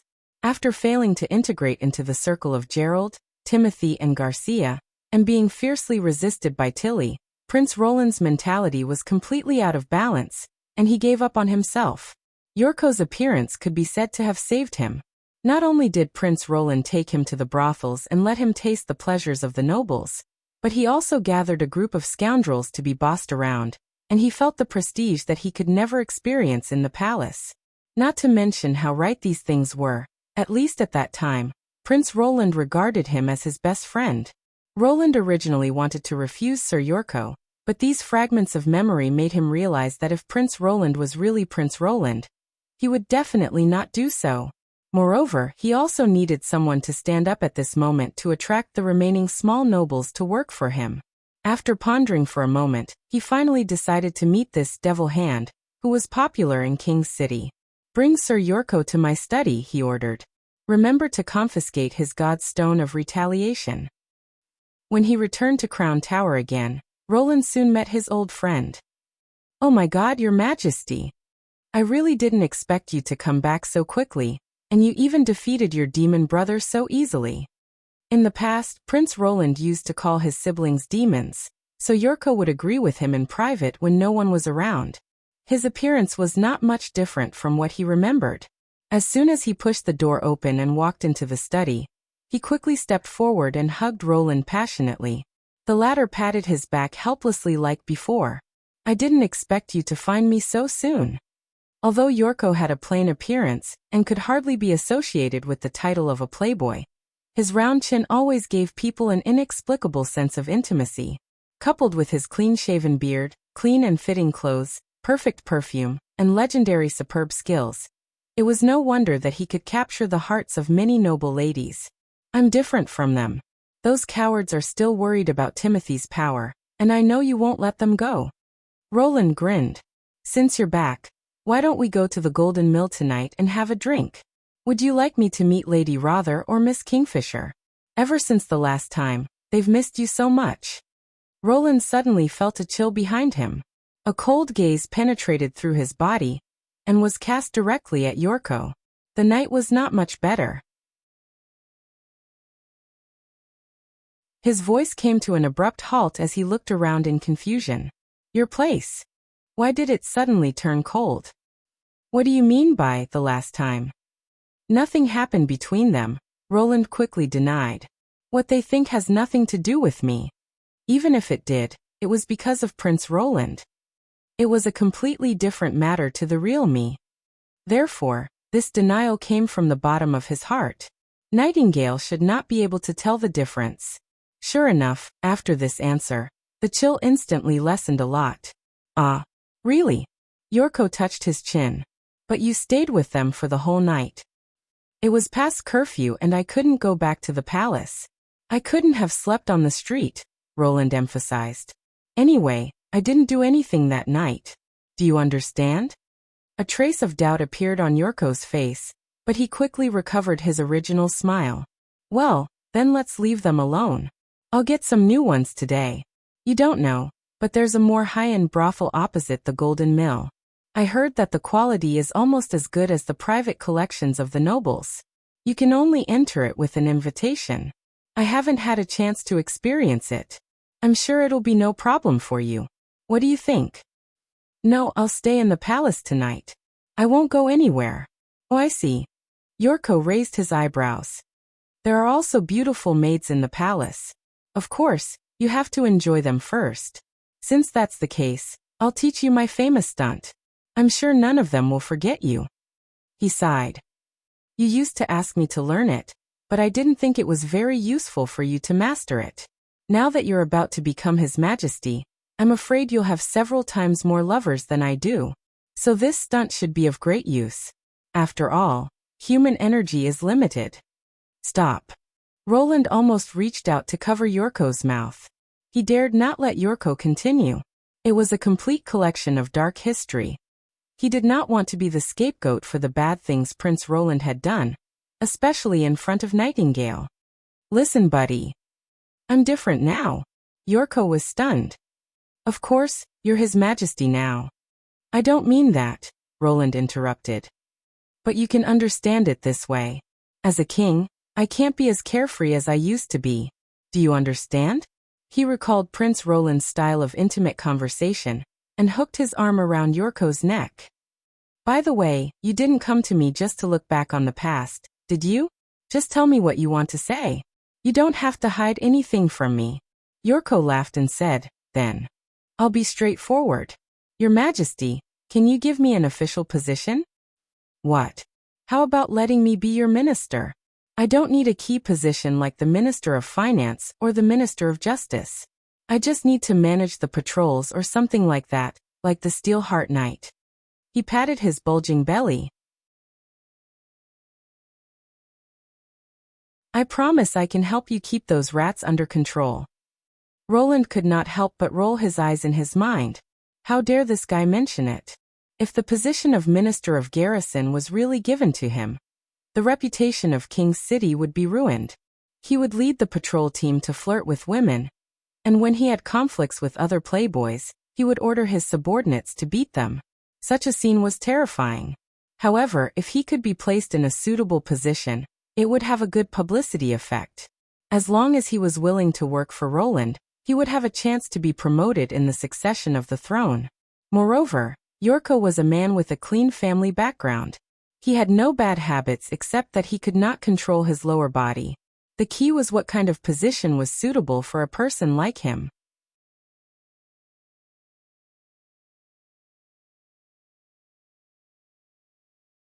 Chapter 5:16. As soon as Yorko stepped out of the study, Nightingale appeared behind him. Who are Lady Rother and Miss Kingfisher? What's their famous stunt? Well, this is really a difficult question to answer. Roland walked to the window and pretended to sigh, but in fact he just wanted to hide his expression from Nightingale. They're just two women I met by chance. I'm not familiar with them and I don't know their real names. That's how the communication between the nobles is. They always wear a mask of hypocrisy. Most of the time, they just play along and forget each other after they leave. But he said they miss you very much. Ahem. Well, they don't miss me, but my golden dragon, status and power. After all, I was a prince at that time. So after I was in theft to Border Town, they lost contact with me. If they really miss me, they wouldn't be so cold to me, right? Nightingale could only distinguish the truth of words, but could not directly determine the truth of the matter. Therefore, Roland decided to use the art of misdirection to eliminate Nightingale's doubts from the side. Besides, these bullshit things had nothing to do with him, so he did not feel any pressure. As for the famous stunt, it's more complicated. To put it simply, Yorko can use the skills of his hands to please women, just like his title of Magic Hand. I didn't know anything about it before, so I was naturally curious. But I don't need it now, do I? He turned around and looked at Nightingale, but for some reason, the latter suddenly averted her line of sight, her cheeks blushing slightly. I guess so. Phew, this should be considered a pass. Roland felt a little relieved. Although he could have asked Nightingale to wait outside at the beginning, firstly, it would hurt her trust, and secondly, it was not safe if an accident happened. After all, Sylvie was still checking the whole palace, and the list of gems had not been found yet. It was better to be safe at this time. After dinner, Roland finally met Thunder, the great explorer from the fjords. He was wrapped up tightly with a hood and a scarf around his neck. If Nightingale had not gone down to welcome him and Marjorie, the guards would not have let him and Marjorie go. After tiptoeing into the study, Thunder took off his coat and scarf and bowed to Roland. I've long heard of you from Margaret and Princess Tilly. Your Majesty Roland Wimbledon. Thank you for taking care of Lightning. I also want to thank you for taking care of Tilly. Roland looked him up and down with great interest. I heard that she received a lot of help from you after she moved to Sleeping Island. Like Lightning, he had short blonde hair, brown skin and a strong body. His appearance was also quite rough, with dense sideburns and stubble covering half of his cheeks and chin. He spoke full of energy, which showed that he had been drifting on the sea all year round. He was completely different from the light and silent image he had when he first entered the room. It's nothing. She helped me a lot on my adventure. Without the witch's help, I'm afraid the limit of the fleet's exploration would be the Shadow Islands. Thunder smiled. Of course, I can't go to the sea that I've never set foot on before and see the existence of the Sealine with my own eyes. The Sealine? Roland asked curiously. What's that? A wall made of seawater that allows ships to cross at will. Thunder told Roland in detail what he had seen. That's why I came to you. Roland was completely stunned. The seawater ignored gravity and formed a height difference like a ladder, and the ship could sail vertically up and cross it as if it was walking on flat ground? It was incredible. Roland felt as if a huge wave had been set off in his heart. If the other party was not Thunder, the most famous explorer, it would have been hard for him to believe this description. This meant that the gravity here had been distorted and formed a unique gravitational field, but the principle of the formation of gravity itself was unclear. So Roland could not draw a conclusion for the time being. Thinking of the omnipresent magic power in this world, he could only guess that the cause of the Sealine might be related to magic power. But he faintly felt that the answer might be far more profound than he had imagined. At first glance, this world looked very similar to the Earth, so he immediately brought the set of theories he had learned here as scientific enlightenment and guidance. This was not surprising. If you opened your eyes and saw people or carbon-based creatures, you could immediately make a rough judgment. The law of matter here was basically the same as the previous universe. This was not metaphysics. The reason why life could exist could be traced back to the speed and direction of atomic spin, which was so precise that no machine in the world could compare. Any change in a constant would cause life to collapse, so there was the saying, life is like a straight flush, once you wash it, everything is gone. He even speculated that maybe the previous world also had magic power, but it had not been discovered because it lacked a terminal like the witches. I heard that you can build a steam-powered ship without sails, faster than any sailboat. After Roland digested the news, Thunder continued. So I want to ask you to build me such a large ship that can go against the sea breeze and against the current. Money is not a problem. Just name your price. After a long time, Roland said, this kind of thing is indeed not a problem with the Golden Dragon. Rest assured, I will calculate the price according to the cost, and invest the best technology to build the ship. Your Majesty, no, you don't have to. Listen, it's not just about you. Exploring the unknown of the world is no less significant than changing the fate of mankind, he interrupted. I will fully support your exploration. My only request is that you remember to tell me immediately if you find anything new. The follow-up details of the discussion lasted for more than an hour, but it was difficult for Roland to calm down. Probably noticing this, Thunder got up and left after setting a time for the next meeting. The prince had been sitting at the desk, frowning and his emotions fluctuating. What's the matter? Nightingale asked worriedly. You look a little pale. Nothing. Roland shook his head and let out a long sigh. I just have a bad feeling. What is it? Do you know about the elves? You mean those small luminous bodies in the epic biographies, the things that fell from the sky to bring nourishment and recovery to all things on earth? No, I'm talking about a kind of creature with pointy ears. Its body shape is similar to that of humans. It's elegant, agile, long-lived, and generally likes to live in the forest. Nightingale thought for a moment and said, I've never heard of it. I also saw it in a storybook, Roland said slowly. This fictional species originally had footprints all over the continent, but they were gradually forced into the dense forest by the rise of human beings, and were on the verge of extinction. Although they were smart, their numbers were far less than the large number of latecomers. Facing the allied forces of the human race, which was 100 times larger than them, the elves had no power to fight back. Trapped in the wilderness, they became more and more backward. Even their technology was overtaken by human beings, and they finally became pets. What do you think of? Without waiting for Nightingale to answer, he went straight to the point. We're like elves now. As a member of the human race, Roland had always neglected this point. Now that he thought of it, he shuddered. Compared to the elves, human beings were indeed a fertile race, but it did not mean that they would always be the most fertile among the intelligent creatures. And now human beings were the real minority. They were at an absolute disadvantage in terms of numbers. They were trapped in a corner of the continent by the demons and knew nothing about the outside world. This was also the reason why he was determined to fully support Thunder in exploring the new sea. If they could not take a longer view, if they could not actively understand their own situation in the world, they could only be eliminated like the elves.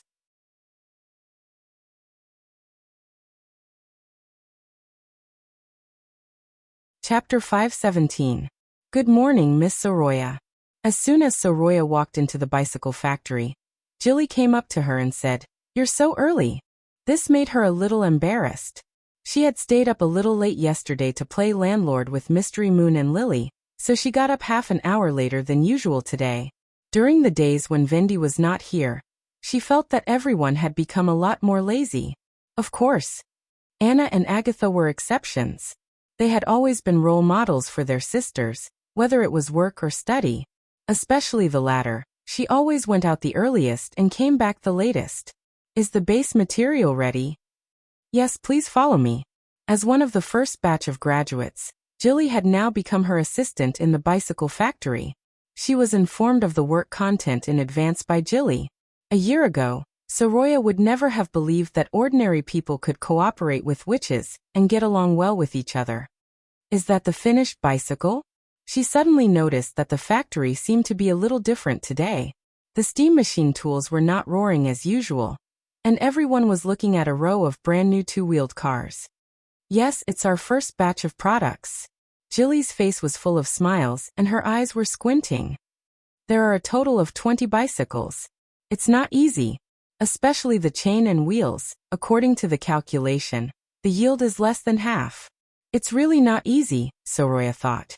This factory was completed last autumn, but since then it had experienced various twists and turns, such as equipment not being in place, a serious shortage of staff and so on. It was obviously not a priority as the steam engine assembly plant and the chemical plant next door. The first two plants were currently working 3 shifts, and there were people working almost all the time. However, this factory was still in production during the day and closed at night. Even Jilly secretly complained that the salary of a colleague who went to the chemical plant had been raised to 3 times her, but there was still no sign of a bicycle. Now she could finally get a bicycle of her own.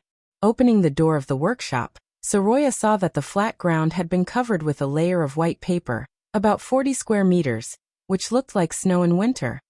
Today's part of the processing is the inner tube. Sorry to trouble you. The little girl bowed. The witch nodded. Go and do your work. Hey, if you need anything, please call me immediately, she said with a smile. I'll stay at the entrance of the factory. Looking at Jilly's back, Soraya knew that she couldn't wait to experience the feeling of riding a bicycle. Shaking her head with a smile, Soraya took off her shoes and stepped onto the flat paper. The paint job of a bicycle mainly consisted of 3 parts: the inner tube, the outer tube, and the frame to prevent rust. Which one to paint depended on the factory's assembly progress. Of course, in general, the speed at which he could finish the painting was much faster than the speed at which he assembled it. Therefore, whether it was the inner tube, the outer tube, or the frame, the factory had a lot of them in stock. However, the magic power grew every day, and it would be a waste not to use it.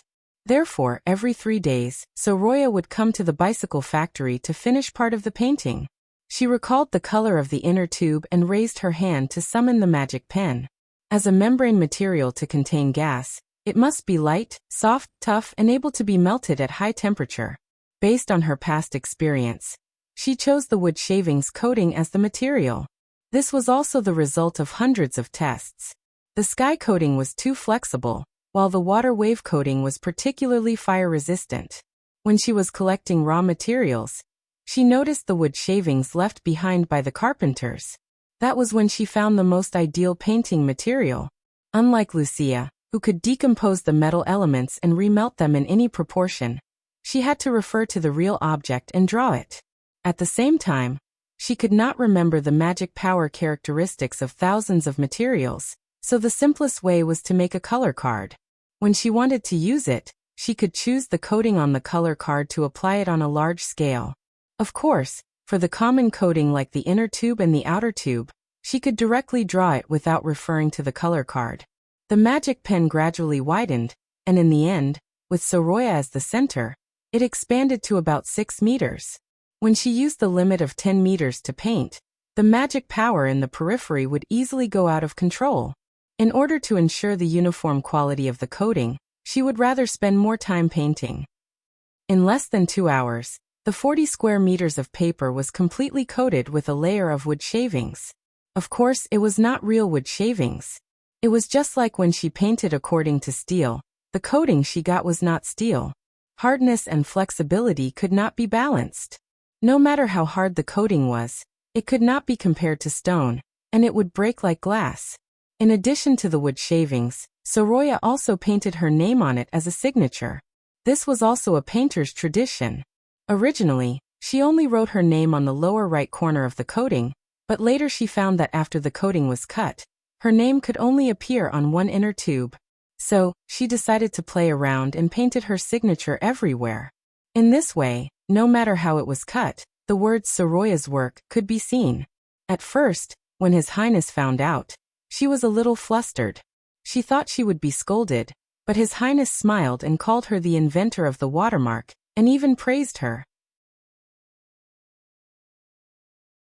Although she did not understand the meaning of the watermark, being praised by His Highness still made Soraya happy for several days.